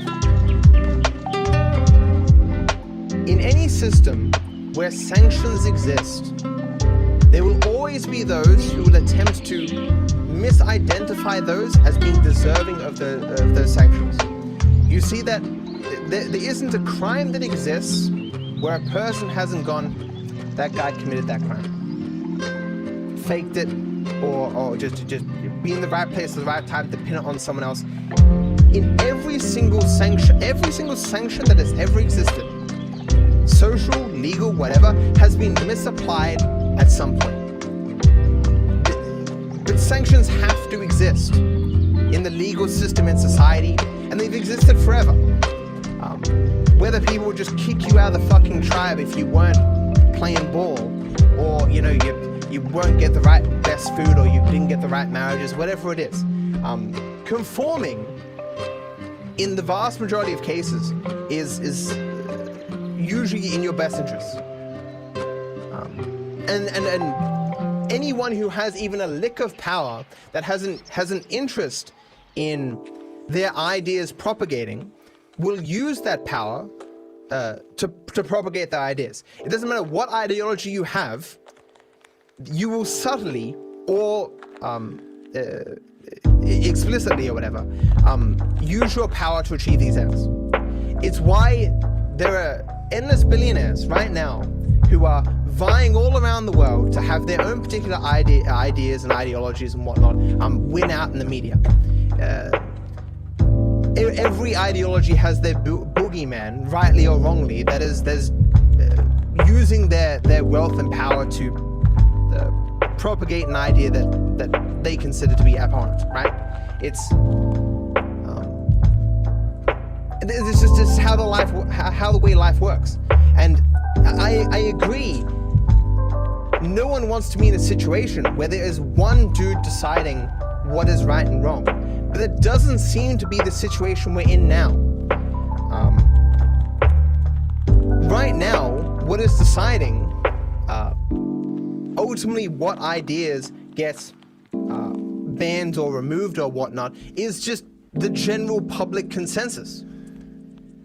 I mean, it's not true in every case, but it's generally true. The ideas that lose prominence on social media aren't those that hold the majority consensus. Certainly not globally, because most of these platforms are global.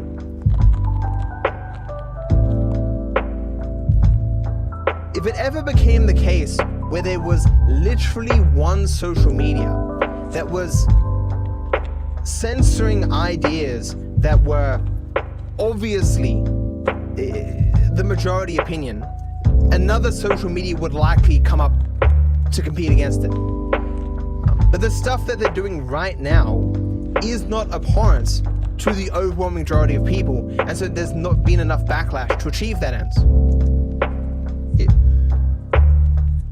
What's worse is not necessarily the overt censorship, the overt removal of people, but the tweaking behind the scenes for different ideas to be more prominent or not prominent.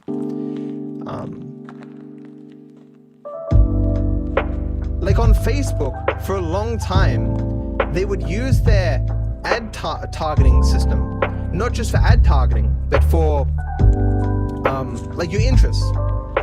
Are you a person who would be likely interested and stay on the platform longer if you were presented a conspiracy theory group that said that vaccines are killing everyone under the age of, or over the age of 60? Like, and then you would be served that group. We have regulations in place in an attempt to stop this, but like I too hold a bleak view in regards to the ability for large corporations to influence government to make these regulations not function, or maybe even work in their benefit. I don't like government and companies both scare me in terms of them either having too much power. But all of this is so far away from the original topic at hand. What Twitch is doing has nothing to do with any of this.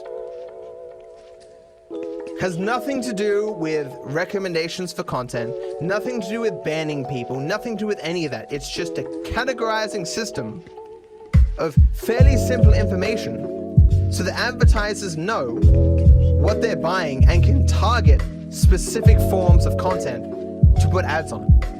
That's it. And it exists everywhere. Fucking everywhere. If you've been on a website, you've had one of these systems categorizing you.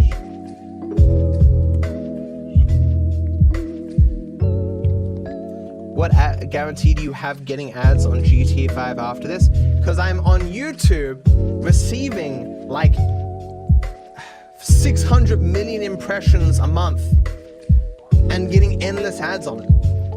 There is no reality under which Twitch would be more overbearing than YouTube. Because keep in mind, it is in Twitch's best interest to have as many people as possible receiving ads. It is in Twitch's best interest to have the widest space possible to sell to advertisers. They want to make as much money as possible. It's why YouTube is so careful about categorizing people into different categories. Because they want to make sure that these groups are as appealing as possible to have as much ad revenue come to them as possible. It is not in Twitch's best interest to deny people ads where they could actually sell them. The only place where Twitch doesn't want an ad is a place where they're unable to sell one. They're a company that's interested in profit.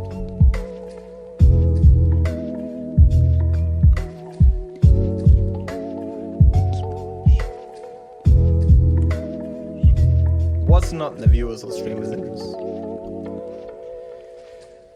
Could you please clarify that you don't want to create hate on the guy of the video, but to attack only his opinion? There were people being toxic before even racist. Also people that believe you are only trying to be an asshole. Yeah, true.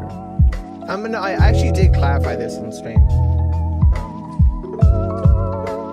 I don't hate Mutahar as a person. I don't even know Mutahar as a person.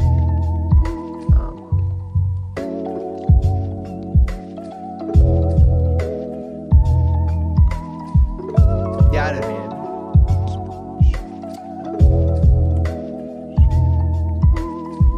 What do you think about your community being toxic to SOG? Not once did you ask your community not to target him or attack him. People were brigading his video the moment you started editing on stream. Even going to the point of calling him racist slurs. Please just tell your viewers to hate on his take, not only him. So these statements are nonsense. Let me explain why. Any person of a large enough size will bring with them people who are able to, or people who will act in a toxic way. It is impossible to conduct yourself in a way that literally no one who watches your content will not be toxic sometimes.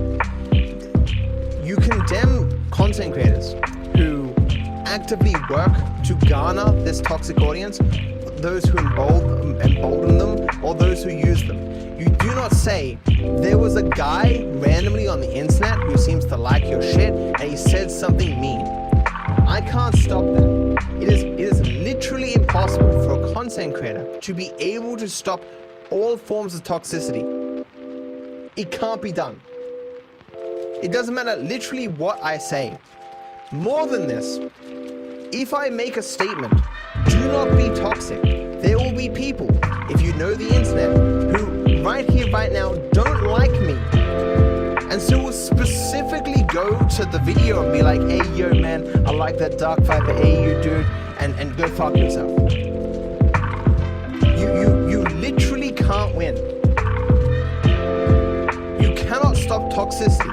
The people who criticize people for toxicity, just its mere existence, are those who either don't understand this, or who are just being disingenuous. They aren't being sincere in their criticisms. A criticism of me that you could probably loft is that maybe I acted too angry or something.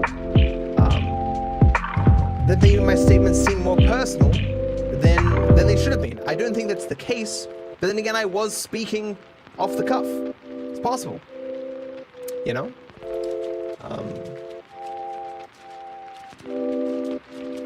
Obviously, I've never worked in any way to embolden toxic people or to sick toxic people on anyone. I myself have been toxic a time or two when I get emotional. Generally curious about why do you think he even made this video in the first place? He clearly knows jack shit about how Twitch works and knows even less about how people make money on Twitch. He didn't even take the time to get the minimum research you need to do to not sound like a brain dead twat. Everyone occasionally considers themselves to be educated enough on a topic to be able to speak on it when that's not the case. I've done it, you've done it, and I would argue that, you know, different people do it to different levels of, you know, because some people are more careful, some people aren't, but this stuff happens. And when you're a content creator who does commentary on the thing that is currently happening, you are gonna sometimes want to jump on really quickly and miss the follow-up information.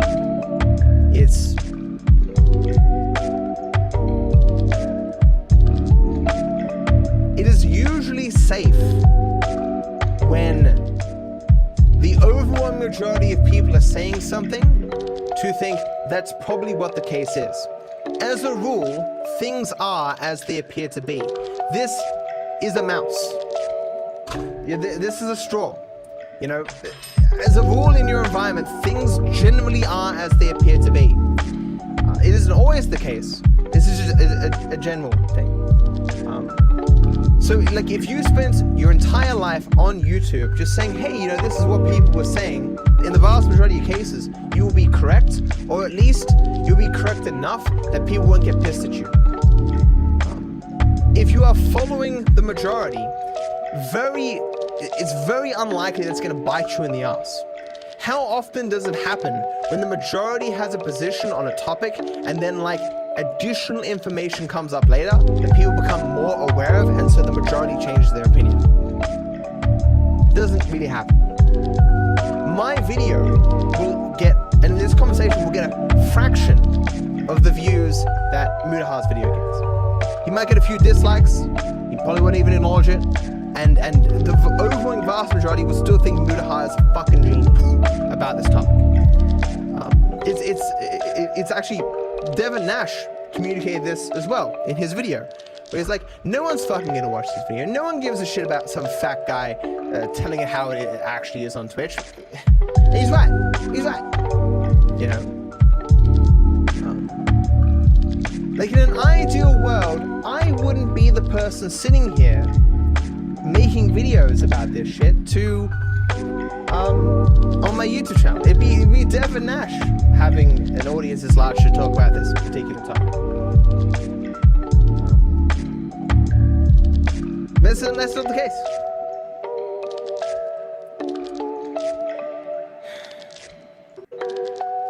You know? You're not fat. Actually, Devin called himself fat. I mean, if he is fat, I'm certainly fat. And I do call myself fat, so.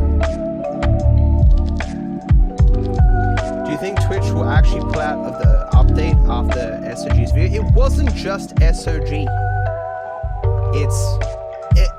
This is people were fear-mongering goddamn everywhere. This is a privacy issue. Everything's going to hell. Adpocalypse 2.0 is now coming to Twitch. It's just because I subscribed to SOGs. This just happened to be the video that I saw.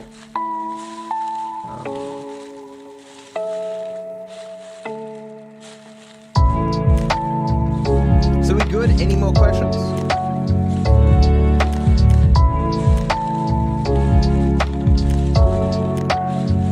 Is this part going up on YouTube at all? Do you think it's worth editing? You want me to add it just flat? No, because no one's gonna watch this video. If people weren't willing to watch Devin Nash's video, people aren't gonna watch this video.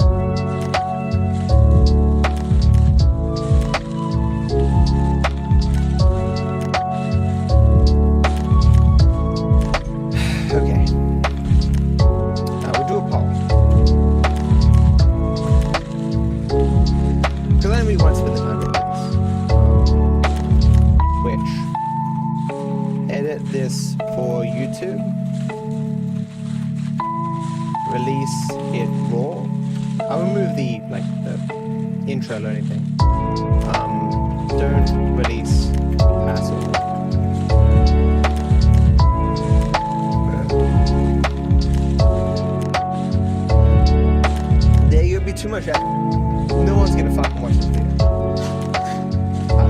second video. Have you seen Thunderfoot recently? Yeah, same thing. But I can't tell you how accurate Thunderfoot is. It's not. I mean, it's convincing certainly, but it's not something I know a lot about.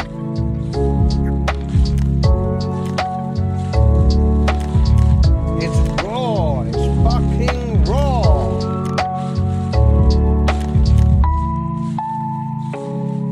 I'm ruining the video by having. This is probably the first time you guys have been on chat on screen in your full glory. I'd read all the subs and stuff. I guess I'll just end the video and then I can read all the subs and stuff.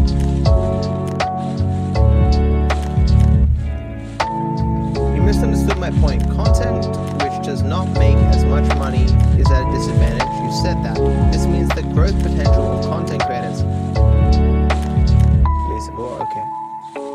And how much reach they have is limited, yes. It limits the expression of unpopular viewpoints, ideologies, opinions, regardless of their quality. It's not good for society. It means the companies basically get to choose what people will and likely will not say. That has been the case for all of time. It has been the case that for all of time, anyone with power has the ability to influence what opinions go the extra mile. And in regards to unpopularity, merely the amount of people who will go to listen to such things will be limited. And I understood your question and I acknowledged it. And I said, it can be the case where socially advantageous views are not identified as such and thus are not popular or are not able to get as much money. But this is just how life works. This is certainly how capitalism works. But even if you were to remove capitalism, there would still be social forces that influence what views get the limelight, get the stage. Views that people want to hear, not the ones that they don't want to hear. And there's nothing you can do about this. This is a part of what makes humans humans. And as I said, I'm certainly afraid of a reality where one singular person or one singular company gets to decide everything in regards to speech in society. But I don't think we've reached that point anywhere close. The only people who are currently banging the drums about all speech is being censored, we're being controlled by companies, are people who just benefit from that narrative. And interestingly, this narrative is able to get out, apparently, despite the control of these companies of narratives. Like, I go fucking on social media every day and I hear someone saying that social media is censoring all speech. You'd think if they were doing that, they'd censor these people who are saying that social media is censoring all speech.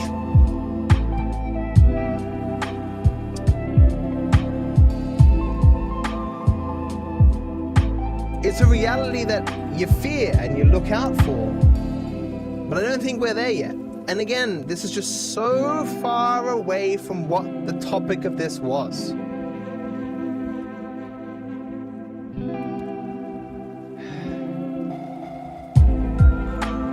Because this is not about what content gets on the platform.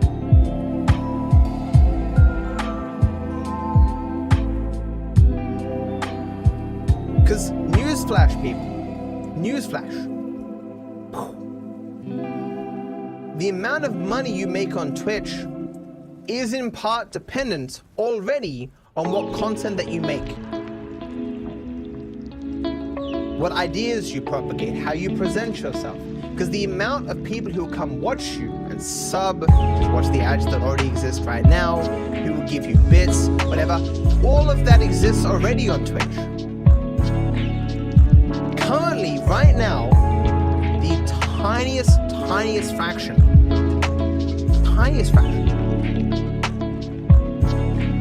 of your money kind of doesn't work in this way, but it still does. Because obviously the amount of ad plays that you get will depend upon your views, your ideas, blah, blah, blah, that you present on stream. Like, there's already cultivation of what people are willing to do on this platform.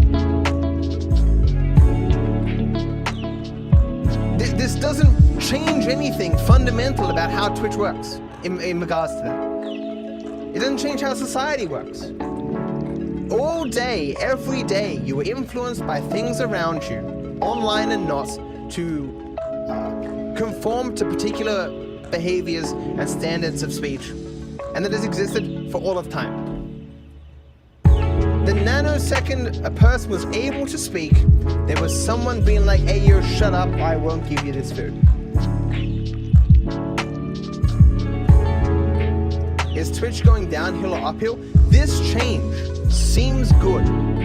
There is no evidence that suggests it's bad. My concern is that Twitch isn't making changes fast enough to compete with YouTube. And so when I see a good change come about that would help them against YouTube and fuckwits fucking ruin it, I get a little bit cranky. A little bit cranky.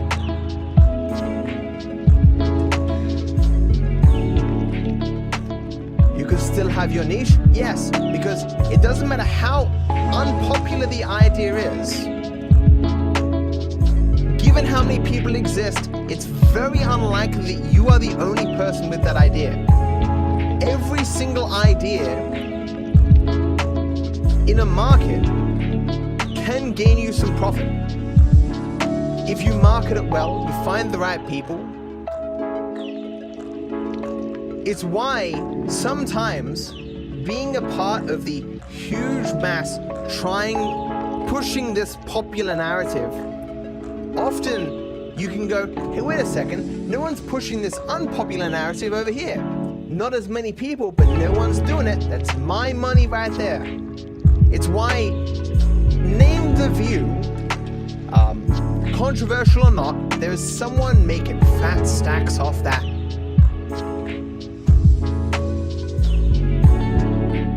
Who's that goop woman or whatever, where she sells like every fucking pseudoscience thing under the goddamn sun? It's...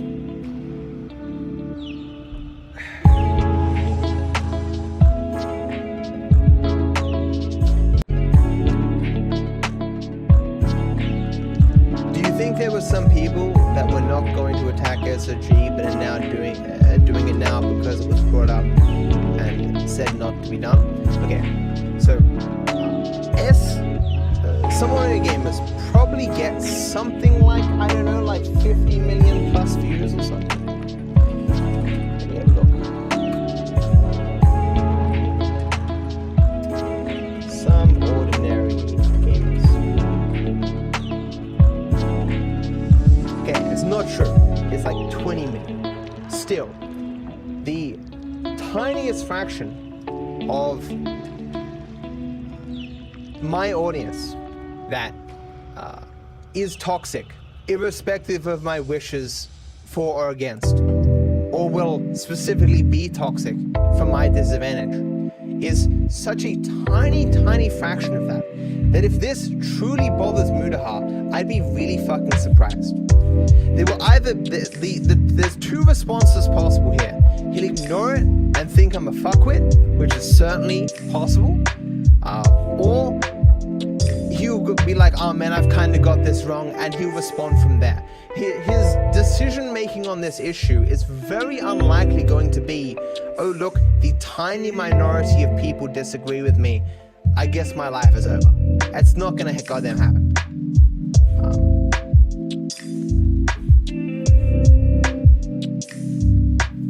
How many views do I get? That is a fantastic question.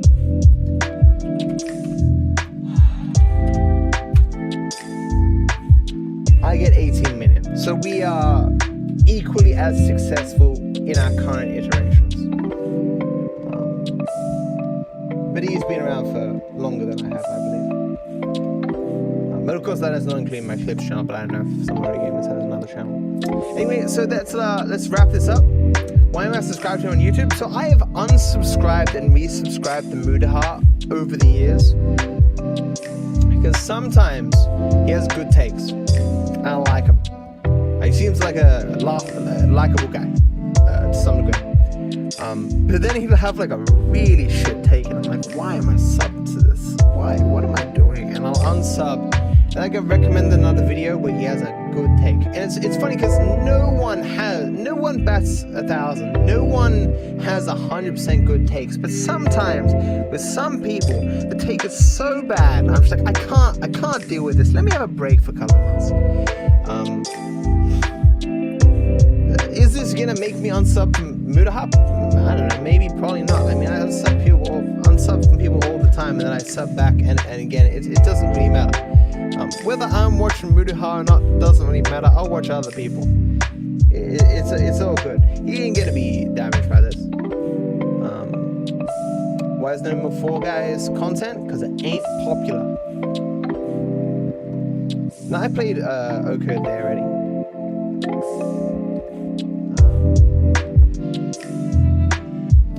I will see you guys tomorrow.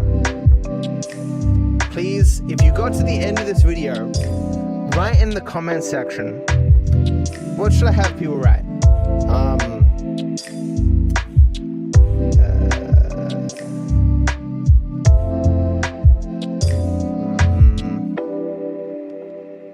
Something random but not lame.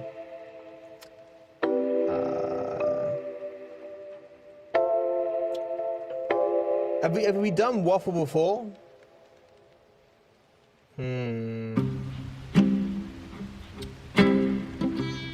Kiflam, that's right, Kiflam, right? Kiflam in, that's actually very good. People getting timed out for it though.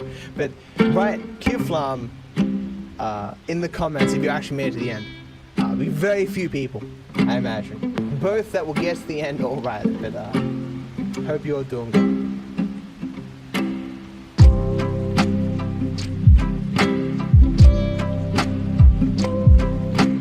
All the content creators on Twitch.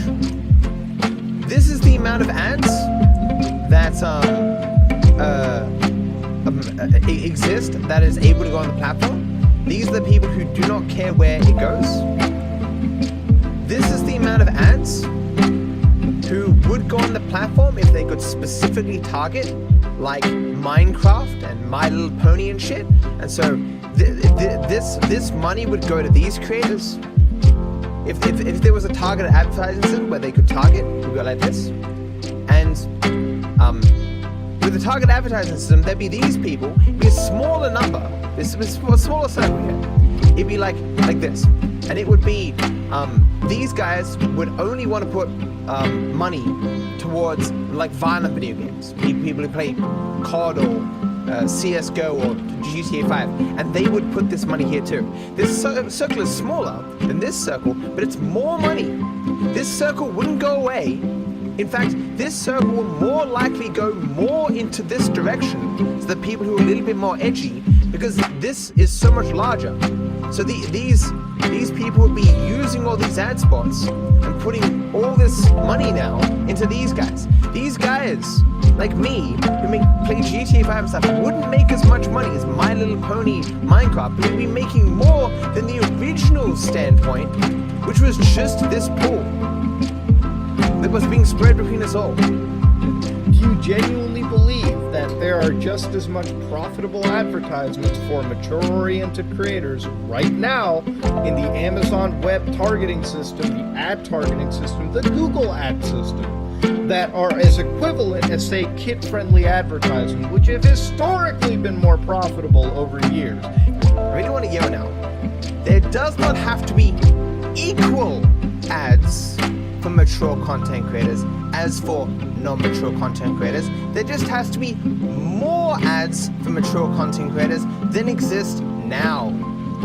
He keeps presenting this as if mature content creators don't benefit as much as literally everyone else, then it's a shitty system and mature channels are suffering. That's not the case. Mature channels will benefit, just not as much as non-mature content creators. Hello. After watching Mutaha's video, it is still very clear that he still knows nothing about what he's talking about. I'm going to try to demonstrate why in this video. But more importantly, I want to highlight how much he has shifted in his opinions and how much he misrepresented his first video. Just before we move on, just in case people are unaware, sunshine and rainbows refers to happy and positive things, sometimes with the connotation of unrealistic expectations.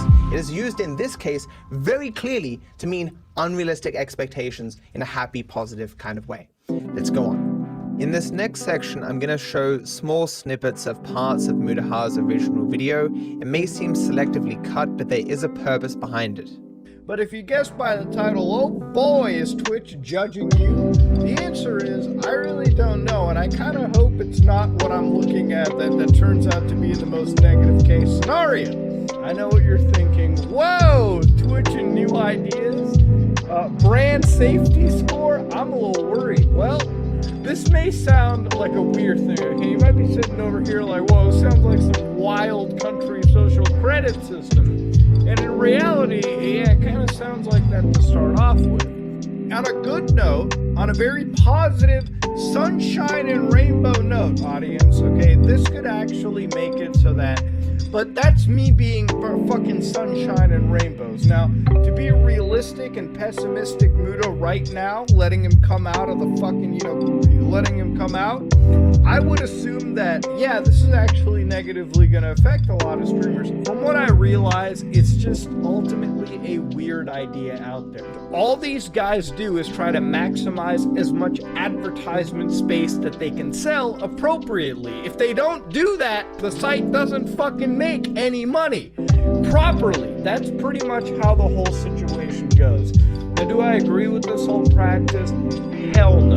There's no idea if this will even be implemented. Again, Twitch hasn't made any of this live, okay? I'm pretty sure given this kind of backlash, they're really gonna retweet this, or they may not enable it at all.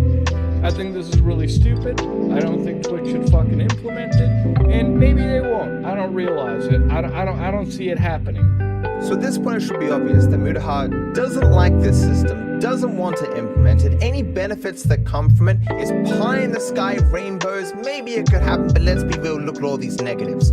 Drilling down fear-mongering in ways that I'm going to explain as we go on. No one at Twitch is going to remove code that can actually financially benefit them in the advertising department in any capacity. To simply assume that is very, very, very stupid. I'm just putting it out there. And given this kind of backlash, they're really going to retweet this, or they may not enable it at all. I think this is really stupid.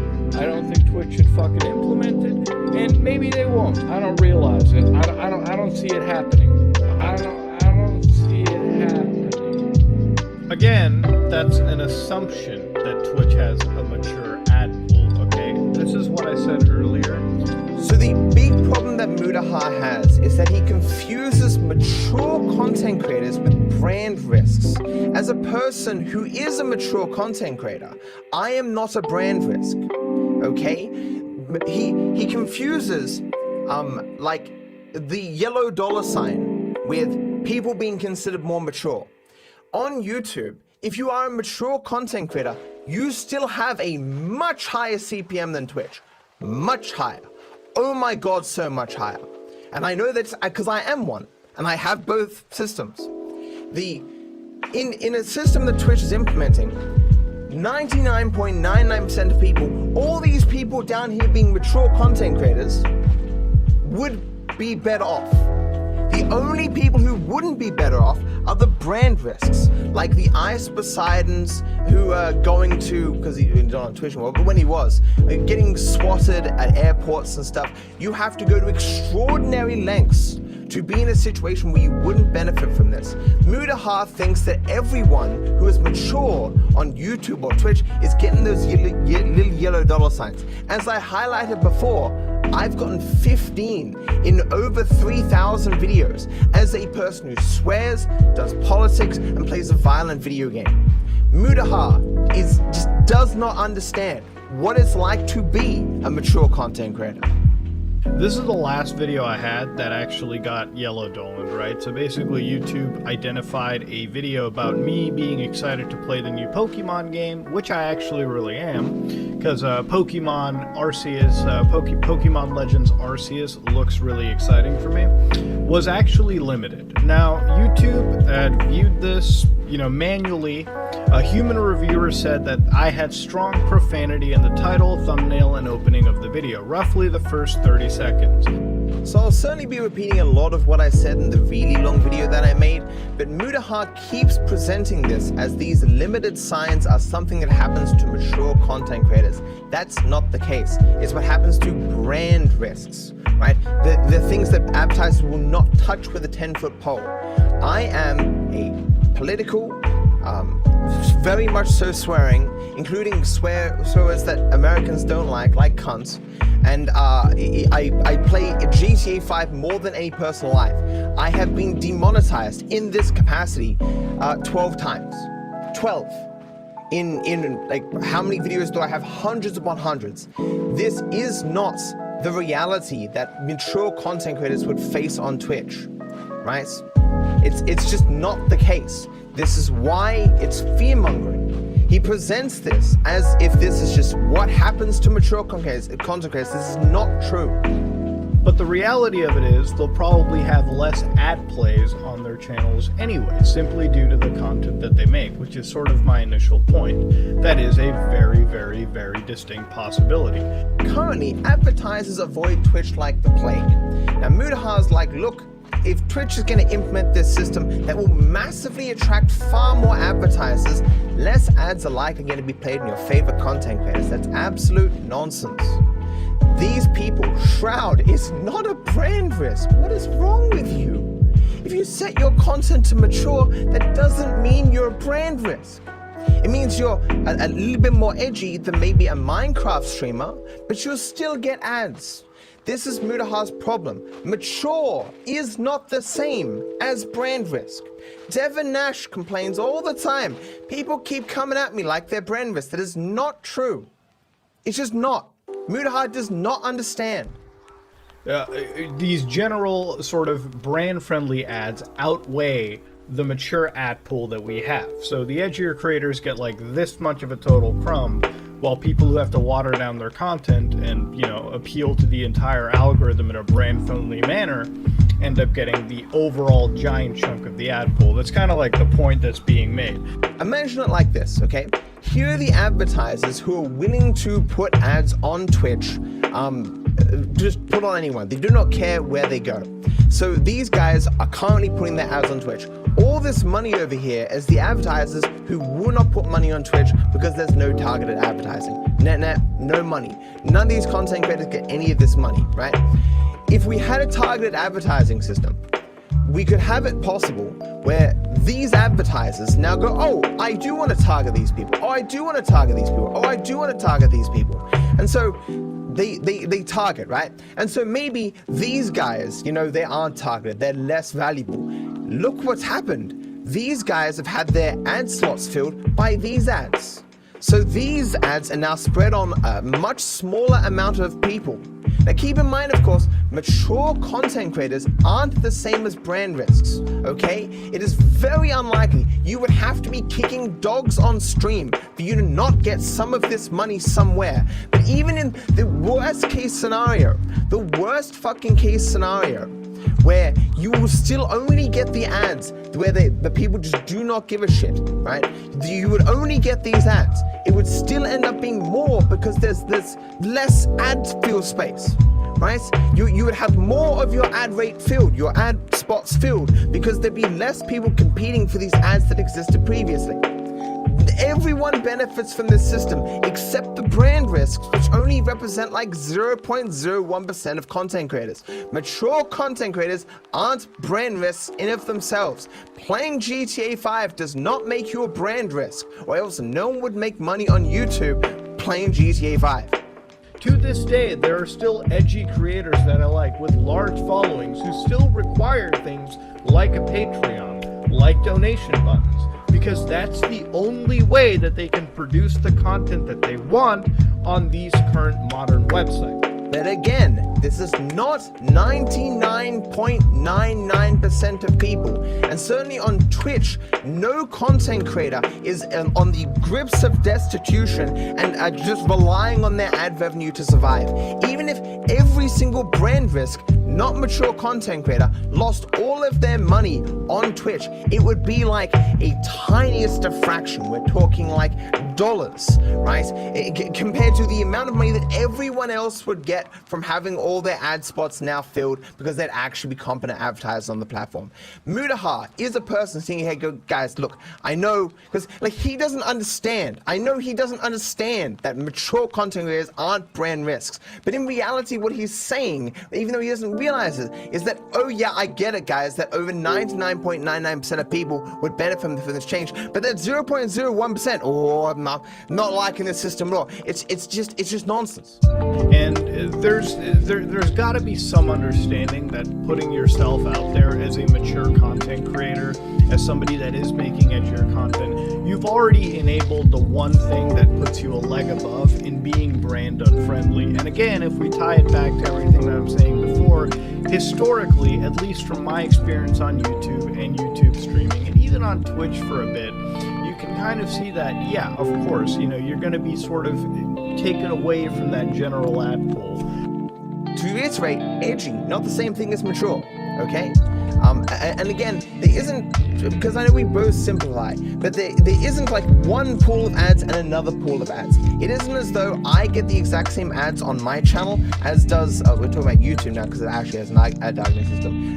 I don't have the same ads as a financial channel. Even though we both have that little green check mark all the time, the ads we receive are very different. On Twitch, it'd be the exact same. Someone has a new video game that's got shooting and stuff in it. They go, oh, yeah, let's target those GTA 5 content creators. That game is actually a lot like GTA 5. Oh, you know, you're putting out some new hardware. Or you got to target the games that have the highest level of graphics or whatever. Or we want to target the higher level gamers who do very you know, they do the esports and stuff. So we're going to target those guys. That you play a violent video game, that you're mature, doesn't mean that you're going to be thrown out of the actual pool of advertising, right? You'll be in there, but the ads that will target you and your content will be different from those that might target a Minecraft streamer, right? Because there's a different audience watching Minecraft streams in the majority than are watching GTA streams, for example, okay? Mutaha keeps presenting this as an all or nothing gambit. It's just so many people are just going to be cut out of the ad pool, even though he must know that is not in Twitch's benefit.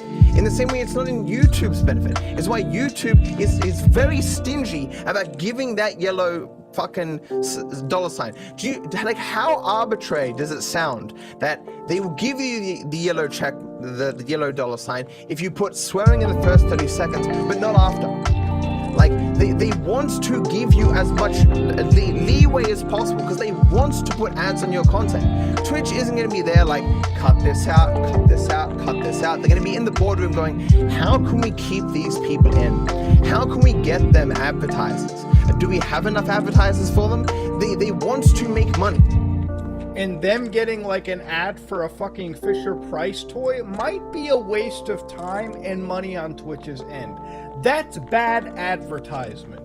Now, let's say that Twitch had an ad for like monster trucks and like, you know, whatever mature shit is out there, you know, maybe like a firearm ad. I don't fucking know. They could put that ad onto this person's stream, and that would be a much more effective ad for that person's audience, thus making that streamer money and then Twitch money. Because at the end of the day, Amazon wants to make a fuck ton of money. Amazon's not going to sell ad space and then fucking misuse that. So maybe that's what the ad targeting is about, right? But that's, again, I pretty much threw that as the positive case scenario, which, to be honest with you, is probably the realistic scenario. But of course, but it's still technically a little bit wrong, but the truth shall set ye free. Now let's go back and listen to what Mutaha presented this scheme as originally. But that's me being fucking sunshine and rainbows. Now, to be realistic and pessimistic Muta right now, letting him come out of the fucking, you know, letting him come out, I would assume that, yeah, this is actually negatively going to affect a lot of streamers. From what I realize, it's just ultimately a weird idea out there. Now, do I agree with this whole practice? Hell no. There's no idea if this will even be implemented. Again, Twitch hasn't made any of this live, okay? I'm pretty sure, given this kind of backlash, they're really gonna retweak this, or they may not enable it at all. So my criticism was, here's the realistic scenario. Here's Mudaha saying, yeah, no, that's not really realistic. That's just pie in the sky rainbow fantasy shit. Here's what's really going on. Content creators are gonna suffer, and we should not do it. I don't want to do it, and look, let's be real, Twitch probably isn't gonna do it. This is a completely different tone in his response video, which is still wrong, but at least he's willing to admit now that it isn't as bad as he presented it. There's a reason why all the commenters on his original video were like, this is terrible, Twitch sucks. In his now second video here, he wants to present like I was imbalanced, dude. I was lenient. I was presenting things as fairly as possible. You know, I said so many positive things. That is not true, and you can tell by the response to the fucking video. I need to repeat the part that Mudaha just played to explain why it is still wrong. And them getting like an ad for a fucking Fisher-Price toy might be a waste of time and money on Twitch's end. That's bad advertisement. Now, let's say that Twitch had an ad for like monster trucks and like, you know, whatever mature shit is out there, you know, maybe like a firearm ad. I don't fucking know. They could put that ad onto this person's stream, and that would be a much more effective ad for that person's audience, thus making that streamer money and then Twitch money, because at the end of the day, Amazon wants to make a fuck ton of money. Amazon's not gonna sell ad space and then fucking misuse that. So maybe that's what the ad targeting is about, right? Twitch isn't wasting their money. They're not misusing ad space. They are unable to sell it because the buyers do not want what is being sold. What Twitch has is all or nothing. Take it or leave it. And they go, well, we will leave it. We're not interested. Any ads that go on the platform on Twitch, the advertisers are A-okay with them going literally everywhere. If there is an advertiser who has a truck advertisement and will only put that on games that have trucks in them, they will not spend money on Twitch because they can't do that. It isn't that this targeting system will take the current ads and be able to target them better. What it will do is be able to take different ads into the system now. Those who will only be there if there is a targeting system, and give them to the people that the advertisers want to target. Even while trying to be positive and on the mark, he is still off the mark in crucial ways. Rile up everyone. Twitch keeps making mistake after mistake. Goes drones on about how doom and gloom this looks. Gets to the end and he's like, his tagline is, new ad system seems to be playing stages over at Twitch. And honestly, it seems like something that can divide and target creators that seem to make content that is against the norms. So I don't know what was really wrong with that statement. I get that maybe the title was a bit hyperbolic, but I mean, that is sort of the name of the game on YouTube, you know what I mean? But, you know, I definitely stand by my titles, okay? Twitch does keep making mistake after mistake. It is amazing that he can now admit that titles can be somewhat hyperbolic, and yet he opened this very response video with a criticism of me for my hyperbolic title. What a hypocrite! Now, here he makes a video where he says, Zog advocates content creators get paid less for their own good. Now, I don't know when I became a fucking advocate.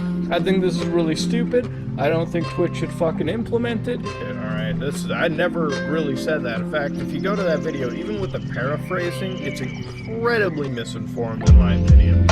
Now, of course, the thumbnail says, some ordinary gamers cost everyone a fortune. You're going under the assumption that the code was even live in the first place. And again, just because the code is removed, as we stated earlier, doesn't mean that it didn't get shifted to a different API, or it might have gotten back-ended. I mean, this is just a whole fuck ton of assumptions. I mean, if we're gonna hit me for the assumption bomb, we gotta hit this for the assumption bomb too, in my opinion. I think it's just misinformation, personally speaking. It's hyperbolic!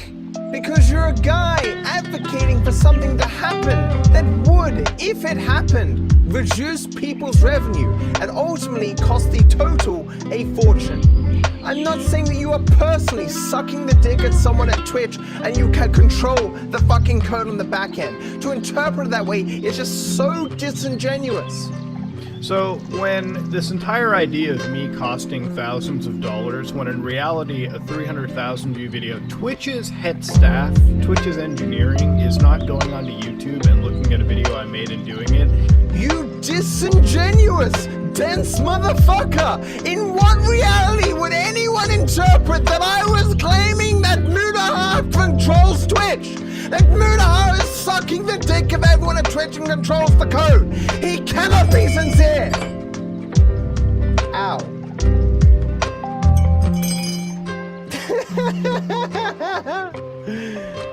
With this video, some ordinary gamers help do that. I did not ever advocate to do that, and I didn't want to. I think this is really stupid. I don't think Twitch should fucking implement it, and maybe they won't. I don't realize it. I don't see it happening. No one at Twitch is going to remove code that can actually financially benefit them in the advertising department in any capacity. To simply assume that is very, very, very stupid. I'm just putting it out there. There's no idea if this will even be implemented. Again, Twitch hasn't made any of this live, okay? I'm pretty sure, given this kind of backlash, they're really gonna retweak this, or they may not enable it at all. I think this is really stupid. I don't think Twitch should fucking implement it, and maybe they won't. I don't realize it. I don't see it happening. And again, just because that code is removed doesn't mean that it's gone. If this is genuinely beneficial for Twitch, they're not going to get rid of their ad targeting system because somebody on YouTube with 337,000 views on a video said so. Alright, that's just not how it works. Let's go through it. Okay, Twitch does keep making mistake after mistake. You know, if we look at just the Twitch Safety Council, which was this moderation whole team shebang almost a year ago, there were several videos that were made by people who were prominent on Twitch and people who weren't. You know, I made a video, you know, multiple other creators make videos on this type of stuff. Your video isn't about the Safety Council! You don't get to get additional credit for saying, hey yo, remember all those other mistakes that Twitch made? This wasn't a mistake. The existence of other mistakes does not change whether something else is a mistake. If I made 100 mistakes and then did one thing right, that thing would still be right. It's one of those things where I honestly, from what I always gather with Twitch, there's always more of a fuck up than there is some sort of a positive outlook to look in it. Not to say that there aren't fucking positives, for sure. Twitch is a growing website. Twitch has provided a career to tons of people. But again, when you look at this code in example, if all of this was just calculating ESRB ratings on auto mods and things like that, I'd be totally fucking fine with it. That's just basic ad targeting stuff. But when you get into things like looking at a creator's, looking at the relationship with Twitch, their ban history, all this other stuff, you can't help but wonder that all of those factors playing in and creating a score on you, how that score can be manipulated, how that can be changed. When you just look at the one string that had to be related with automod and how bad a chat can be, you have to wonder if there could be some sort of trolling. Yes, that was my criticism. You have a sincere bias against Twitch, and so whenever you see Twitch do something, your immediate thought is, how is this bad? How can I figure out how this could go bad and the bad ways it can go so I can present it to my audience to say, hey, this is bad, this is a mistake, I don't want it, it's gonna hurt content creators. Any lip service you gave to positives in the first video was coated in the, this is pie in the sky, guys, magic and rainbows. It's not realistic. But that's me being fucking sunshine and rainbows. Now, to be realistic and pessimistic Muto right now, letting him come out of the fucking, letting him come out. The second you get to the negatives, this is the realistic stuff, guys. Your video clearly had a slant, and you're admitting that you have this slant. Listen, I'm not saying that a general increase in, income isn't going to happen, but it's not going to be for 99.9% of people out there. There there's still a lot of edgy creators that exist. A lot of people who swear, a lot of people who play violent video games, and a violent video game... One last time, people get a lot of money from AdSense on YouTube playing violent video games, talking about politics, swearing. You are not a brand risk for playing a mature fucking game. You're not a brand risk for swearing. Although in the first 30 seconds, whatever, because the brands can associate that you're swearing with them or whatever. But in general, that's not the case. Like, I'll be frank with you, I didn't pull this 99% fucking number out of my ass or whatever. I was just following what Devin Nash says. Because Devin Nash, you know, long history in this industry, involved in it in much higher capacity than I am, and he is making this claim. And it sounds very legit to me based on my own experiences as a mature content creator. Honestly, the 0.01% argument is a little wild, but that's just really all I have to say on it. I do stand by the statement, and I do stand by the statement here. It's not about picking out the negatives. There are very good positives. I think this is really stupid. I don't think Twitch should fucking implement it. You have to understand, the larger creators are never going to get affected by this kind of shit, but it's always the small guys to the mid-tier guys who are just trying to fucking grind their channel out. Mudaha, this system exists entirely for the top streamers, because no one else has watched. Twitch is the most top-heavy website on the bloody planet. Like, the top 100 content creators make up 25% of the watch time. Like, the top 1,000 make up 50% of the watch time. And then it's like the top 2,500 make up 75% of the watch time. Like, if you take just like the top 5,000 streamers, that's the platform. It's a complaint everyone makes about Twitch, but you don't know this because you don't know anything about Twitch. This is insane that you think Twitch is making this system not to pimp out their most valuable products, to better target their most valuable products to the correct advertisers. But it's always the small guys to the mid-tier guys who are just trying to fucking grind their channel out. Mudaha, please. No content creator, mid-tier, lower person is on Twitch for ad revenue. If you removed all the ad revenue of everyone, most probably wouldn't notice. It's like, well, I'm losing $5 a month. Twitch is having a hard time. Okay, maybe I can't say that because NDAs, but no, that's public knowledge. So, like, you notice on Twitch, no one really likes playing ads. You know that, and it's Twitch having a hard time getting people to run ads because people don't see it as worth it. So they keep trying to put incentives, like, you know, if you run ads in your stream, then you won't have the pre-roll ads from people joining the stream. They're trying to incentivize people to run them because no one cares about them. The only reason I know how much money I make from ads is because I looked it up specifically for this video. You better believe I know how much subs I have. You better believe I know how much money I make from ads on YouTube. Think about it, there is literally no other source of revenue that I have, of which I have many, that is lower than Twitch advertising. And this system would fix that. Like, I am glossing over because there are other problems. It's like a stepping stone in the sense of eventually getting to fix it. But this has to happen. So I looked it up. Back in 2018, November is the month I looked on. So I had an average viewership of 250 viewers. So I was here. You would guess how much ad revenue I made in that month? $78. And this is me at, like, pretty much close to the peak. Like, I'm already in the top 1% of content creators. Can you imagine for a second how low that would be for the people down here? The overwhelming majority of people who use Twitch. If a person is on Twitch and they are only there because they're getting $78 a month, I think they've got worse things going on in their lives. But more importantly, nothing suggests that they wouldn't benefit from this. Nothing. Everything suggests that they would benefit. This is more Mudaha reaching for the stars for things he doesn't know or understand at all, to try to find something negative, a doom and gloom story to tell, to justify his original position. And it's those people who, if the system has scored them lowly, they're not going to make it anywhere on Twitch, or at least it's going to be significantly fucking harder. I'm not saying the system should be scrapped. I'm saying the system is good. I would assume that, yeah, this is actually negatively going to affect a lot of streamers. From what I realize, it's just ultimately a weird idea out there. Now, do I agree with this whole practice? Hell no. Given this kind of backlash, they're really going to retweet not enable it at all. I think this is really stupid. I don't think Twitch should fucking implement it, and maybe they won't. I don't realize it. I don't see it happening. But there are elements. Again, computers are stupid, right? Like algorithmically, right? You got to think about it. Computers only act upon the rules and parameters we set. When you give it parameters like this, it needs to be defined much more granularly, which I hope that exists somewhere in the API, to be honest with you. But I'm getting a bit too ahead of myself. Let's go back to the whole video. See again, Mudahar now realizes his original position made no sense. This is clearly a good system, so he's 180, but he still has to say, you know, I was right to be a little bit different. Guys, look at these things that we can imagine that might be bad, that might be terrible, that we haven't seen any evidence of, but they could be there.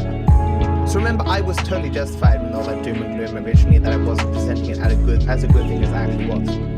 It needs to be defined much more granularly, which I hope that exists somewhere in the API, to be honest with you. On one hand, he's scared of the information that they're taking. On the other hand, he needs this to be more granular. On one hand, he's afraid of the human input that people are going to be having. You know, when he said, oh, look, the Twitch people are going to be reviewing your channel and stuff. But now he wants it to be more granular, which suggests some level of human interaction. He doesn't know what he wants. I feel like this is a weird connection, okay? I didn't outright just say it was doom and gloom. I literally showed you in this video again what you didn't show in yours, the proper context of me straight up telling you that this ad targeting system could actually theoretically benefit a lot of mature creators. But again, you noted this as a pie in the sky never gonna happen thing, and you also missed how this actually benefits mature content creators. It's not a separate ad pool of mature content advertising, right? It's targeted advertising. Being a mature content creator doesn't mean you're taken out of the ad pool. It means you get targeted ads. Even your pie in the sky never gonna happen thing that you said is still wrong. Do you genuinely believe that there are just as much profitable advertisements for mature-oriented creators right now in the Amazon web targeting system, the ad targeting system, the Google ad system, that are as equivalent as, say, kid-friendly advertising, which have historically been more profitable over years? I really want to yell now. There does not have to be equal ads for mature content creators as for non-mature content creators. There just has to be more ads for mature content creators than exist now. He keeps presenting this as if mature content creators don't benefit as much as literally everyone else, then it's a shitty system and mature channels are suffering. That's not the case. Mature channels will benefit, just not as much as non-mature content creators. I just don't know if he knows he's doing this, but it's so frustrating. He must see it on some level. No one could be this dumb. Like, they can't. Being somebody that's in the, you know, sort of more mature adult content sphere, when the adpocalypse hit on YouTube, Some Ordinary Gamers lost 70% of its revenue, right? Like in that adpocalypse time, the money just dropped. One last time, this system on Twitch would result in more advertisers coming to Twitch, not leaving. It is literally an inverse adpocalypse. There will be more ads, more people buying ads. Everyone benefits except brand risk people, which are not mature content creators. As Mudahar keeps, I can't say dishonestly, falsely presenting, no one is really making money from ads on Twitch. The amount of people who need the amount of money they're getting from ads to pay their bills must be less than like 2 guys. It is just that low. It is that bad. There is literally nothing comparable, nothing, I will say it, nothing comparable about this situation to YouTube's adpocalypse. For those who don't know, the adpocalypse, of course, did correct and fix itself over time. Most people don't tell you that. But again, I'm looking at this more from like a creator-focused perspective. I really don't want the edgier creators I watch to be sort of targeted and thrown down, because this is hilarious that he says this. So let's go back to this, okay? So here's all the people that would advertise on Twitch if the people on Twitch were different. So they look at Twitch, the content creators, and go, oh, we're not really a fan of this. We don't like the people in here, right? So there's two ways to change this, where Twitch can go, okay, so we're gonna segregate people like this. So this is 1, 2, 3, and 4. And so these people are like, oh, actually, I like 1, so we'll give money to them. Oh, we're okay with 2, we're okay with 3, that's fine, okay? We don't really like 4, but they aren't getting this money, so that's fine. Maybe this guy likes 4 as well, he gives him some money. But this is the system Twitch wants to implement. But the alternative, it's what exists right now. And so Twitch has to make this group more appealing to these people to get more money. And if they aren't going to segregate them on the platform, the only way they can segregate them is by removing them entirely. That guy who liked 1, 2, and 3, well, we can't label them 1, 2, and 3, and 4, can we? So we'll just remove 4. We will remove all of Mudahar's friends. And those advertisers will go, oh yeah, actually, we're not a fan of those people over there. We're okay with those people there. We really like those people over there. But I guess, we can pay some money in now because the people on the platform are good enough that for what we're advertising. Against Mudahar's wishes, what he wants, what he said, because remember he said he didn't want the new system implemented, is the greatest risk possible to the edgy content creators. With a segmented system, the edgy content creators no longer have as much of an impediment to Twitch making money. They are safeguarded on this platform. It is again why I was so pissed. Because in all possible worlds, the system that Twitch has is the worst. It makes the least money, it has the most risk to people who are maybe border the line of what's okay. It's just not good. And so Mudahar saying, I don't think this should be implemented at the end of his video, kind of pissed me off. It tends to cause more mayhem and havoc, and there's no bigger experience than witnessing it happen on YouTube for the last several years. I hope Twitch does better. I hope Twitch does it entirely different. Honestly, I hope Twitch paves the fucking way so YouTube has to wonder, oh shit, Amazon's doing something better than us. Better start copying them. It's this doom and gloom narrative. YouTube does a superb job at serving ads. A superb job. Mudahar literally advocated for Twitch to maintain the system it had before. He said he did not want this new system. Don't let him lie to you in the second video. He said it in the first video. Mudahar does not know what a good advertising distribution system is. YouTube houses just endless varieties of content from endless amounts of people and can host endless other variations of content. The problem is the only message that is ever given to viewers is doom and gloom. Because when bad things happen, you can guarantee YouTubers will tell you about it because it benefits them. They get the merch, they get the merch sales, they get people having comments, oh, you're doing so good. They don't want to tell you they're doing great. As a mature content creator, I have some of the worst CPMs on this platform. And I'm doing fucking fantastic. I'm in conversations with other speedrunning content creator sorts of people, and they get CPMs like 3-4 times higher than I do. And I'm doing fantastic.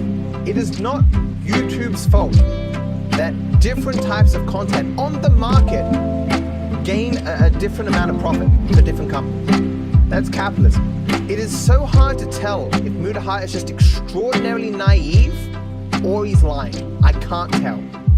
However, the system that they showcased that we all looked at, the only piece of things that we could look at, led to a scenario where, yes, you could look at the positive, but it was one of those situations where there was a fuck ton of negative as well present. To immediately assume that that didn't exist, to immediately assume that the algorithms to the ad targeting system could not eventually backfire is really fucking naive. Mudahar, your criticism isn't that the system would backfire, but that its mere implementation would be bad. To the extent where you said you did not want it implemented. Any system has the potential to backfire, to have problems. If that was enough of an argument to present the implementation of systems, no system could ever have been implemented in the history of mankind.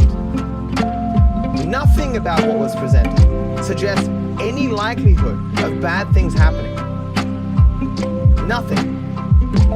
You just do not know what you're talking about. But what anybody should be advocating is that the system shouldn't be haphazardly thrown on. We have already seen on YouTube that simply allowing bots to tackle anything leads to some terrible situations. And it's not just demonetizations, it can sometimes lead to entire channel takedowns, which, you know, you get into, if you can raise just enough attention at YouTube, you know, at their social media accounts, you can get your accounts back or anything of that sort. There is no evidence that this system was haphazardly had on. No system can exist without errors. YouTube handles literally billions of accounts. The odds of them not making mistakes sometimes is literally zero. It is literally impossible. YouTube doesn't just let bots handle their shit. They've actually hired tens of thousands of people to go over stuff, and they still make errors because it's a really large company. An argument against the system isn't it can have errors, because all systems can have errors. It's a weighting of the pros and cons, and in your video you presented the pros as pie-in-the-sky delusions, effectively, and what you suggested were the positives weren't actually the positives. And you focused heavily on the negatives to the point where you advocated for this system to not be put in place. People don't want these algorithms at the end of the day. Because people are dumb. If YouTube was using an entirely manned system in order to handle ad deals or place ads, our CPMs would be less than a cent. There is no system that could handle the amount of content that YouTube receives. People look at the errors in algorithms and say, man, these systems sucks, but they never think, hey, what's the alternative? Wait, the alternative is infinitely worse, like something like what Twitch has, which is infinitely worse. But there is understanding that there could be an abuse into it. I don't understand why that's so hard to state and why that's so hard to come across, okay? You can be positive about something, and you can also state that there is some mistakes into the situation, which in this, I saw more of a mistake personally. Mistake? Mudha, you said outright that you do not agree with ad targeting systems. Outright. I'll show it to you. All these guys do is try to maximize as much advertisement space that they can sell appropriately. If they don't do that, the site doesn't fucking make any money properly. That's pretty much how the whole situation goes. Now, do I agree with this whole practice? Hell no. So your mistake in the system is that it exists at all. But it's not like they're gonna abandon a project. That's just so fucking silly to think. There's no idea if this will even be implemented. Again, Twitch hasn't made any of this live, okay? I'm pretty sure, given this kind of backlash, they're really gonna retweet this, or they may not enable it at all. I think this is really stupid. I don't think Twitch should fucking implement it, and maybe they won't. I don't realize it. I don't see it happening. But it's so convenient that you look at my entire video and you paint it across this one little 7-minute segment rant of yours and fail to actually notify the audience that I did look at the positives. I did understand what this was going. Just so people are unaware, because clearly some ordinary gamer is, I did an hour and 40-minute raw review of his entire video, showcased it to everyone. Mudha is misrepresenting his video by only selectively showing certain things out of context to make it seem like he was more positive than he actually was. It's unfortunate. I can't tell if he's just being dishonest or he's just, you know, implicit bias or whatever we all have, you know. But like I said earlier, do you honestly believe that the advertisement pools that exist for mature creators are as bountiful and as fucking, you know, lucrative as ad pools that exist for much more brand-friendly creators? They aren't as bountiful, but they are larger. I'll hit on this point time and time again. If you're a person who has a violent video game and you want to advertise it to people who watch violent video games, and you go to Twitch, they say, look, we can't just target people who watch violent video games. And so they go, well, we're not going to give you money then, right? Twitch has literally the worst system possible. The amount of ads that would go on non-violent content, let's use the word violence, right, would be larger than the amount that would go on violent content. But this bubble doesn't exist currently. This bubble of ads would still be bigger than the original bubble of ads that they're getting currently. One would benefit more, but everyone benefits.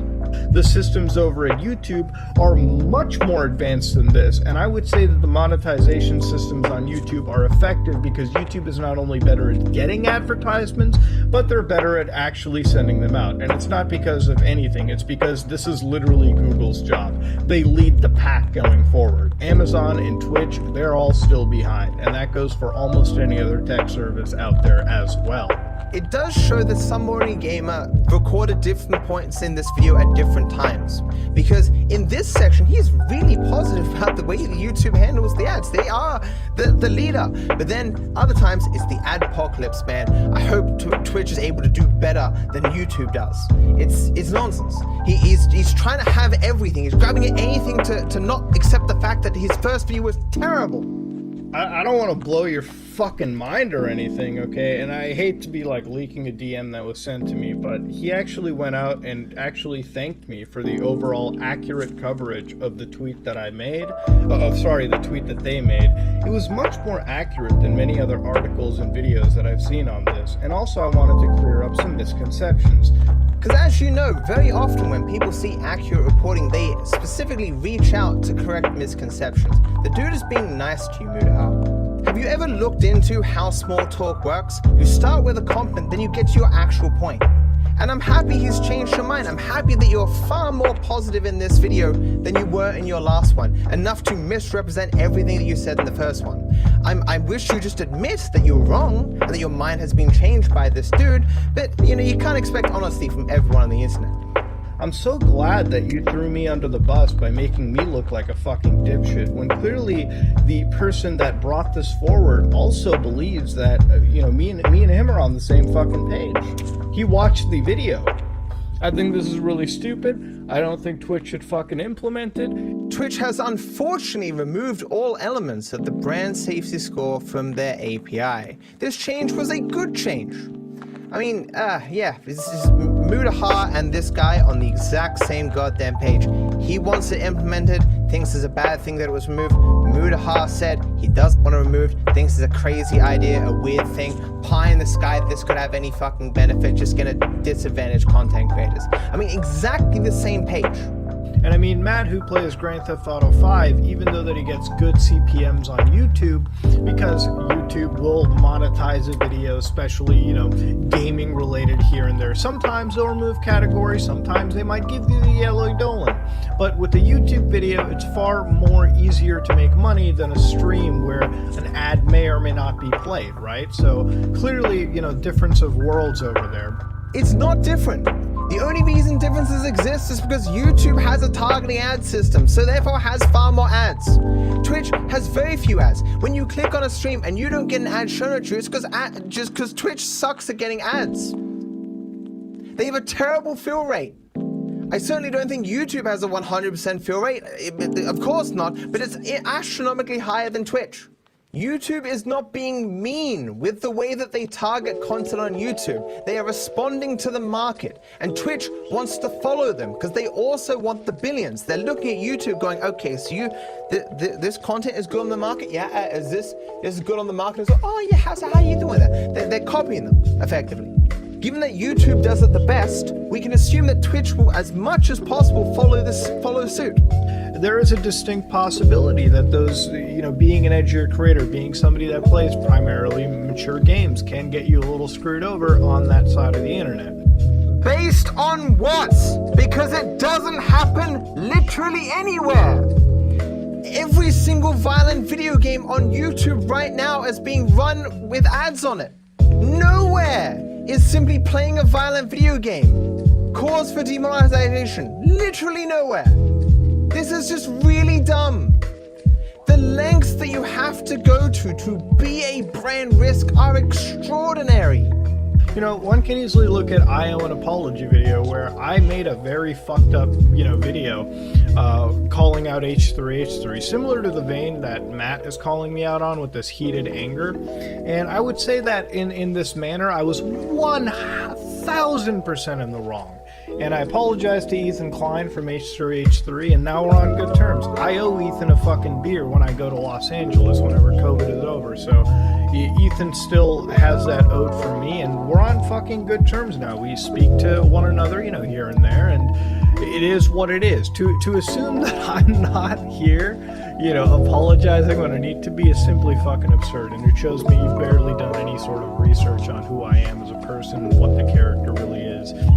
You do not know how funny this is, because the only other video I've ever made about some ordinary gamer was about his drama with H3H3.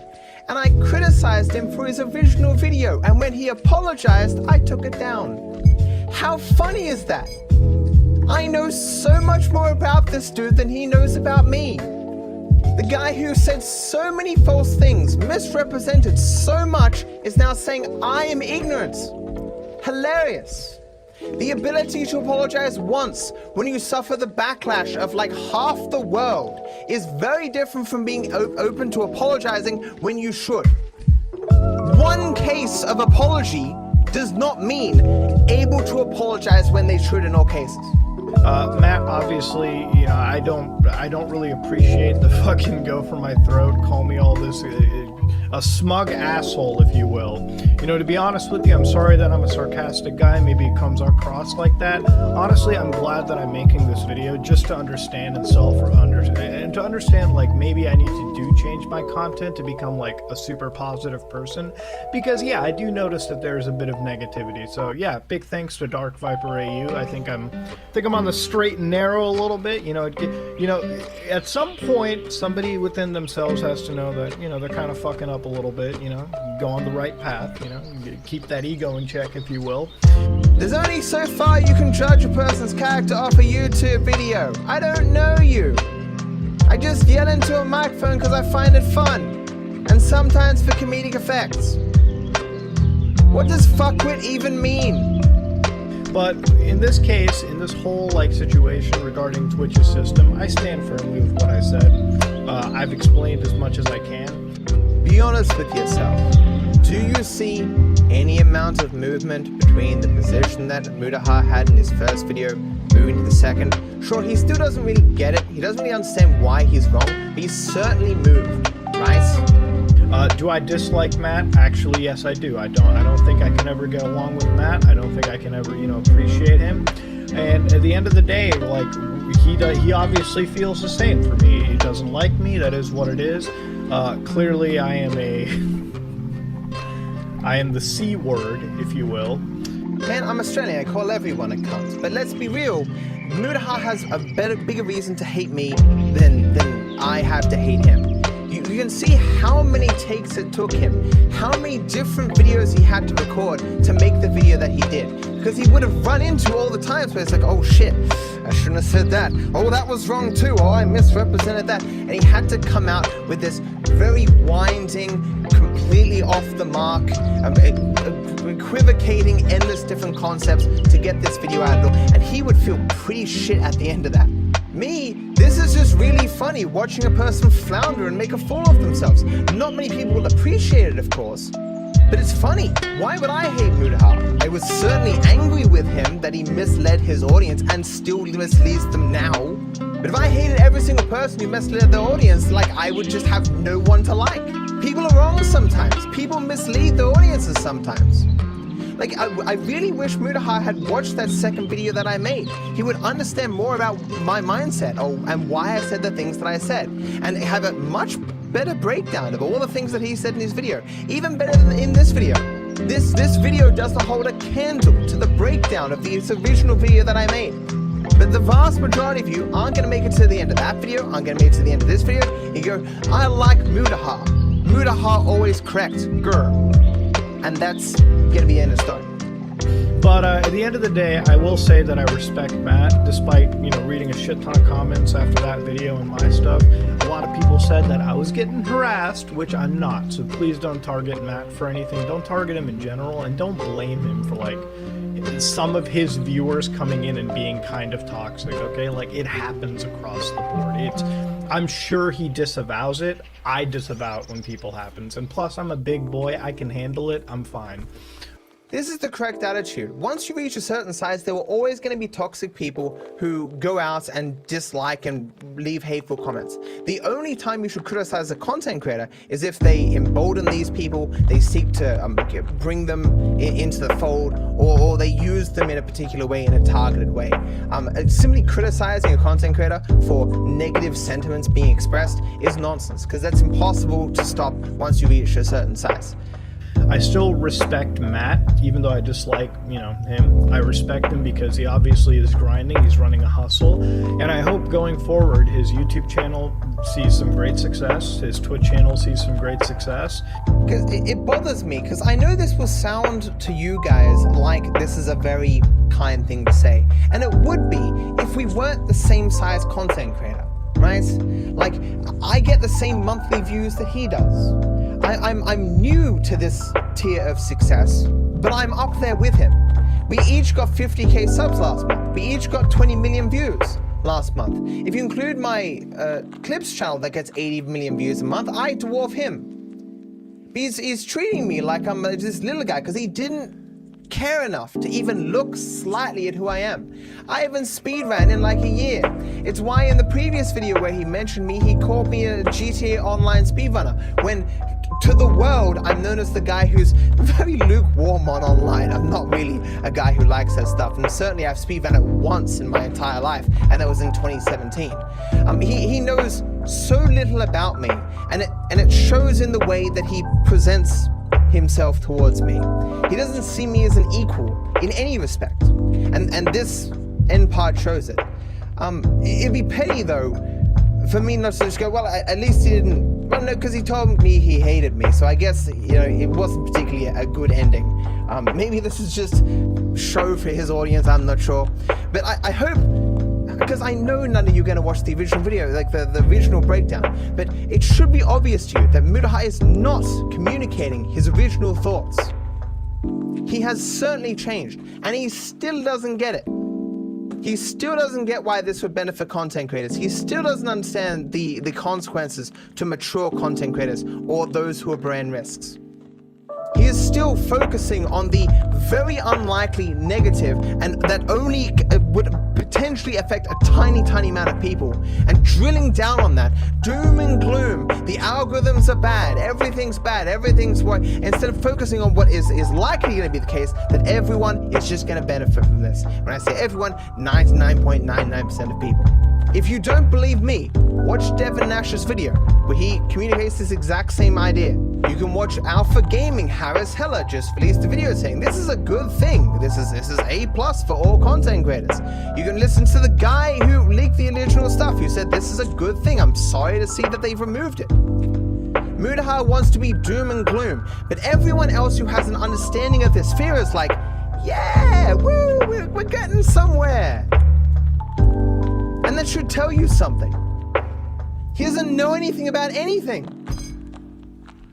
I'm surprised if he could even tie his shoes. That's a running joke. Lastly, I want to apologize for being a bit too edgy for Mutahai. I'm sorry I raised my voice and it made him sad. I'm sorry I used insults that he doesn't like. I'm sorry he had to censor out cunts like that, as if that's a bad thing. I'm terribly sorry. Can I leave that in?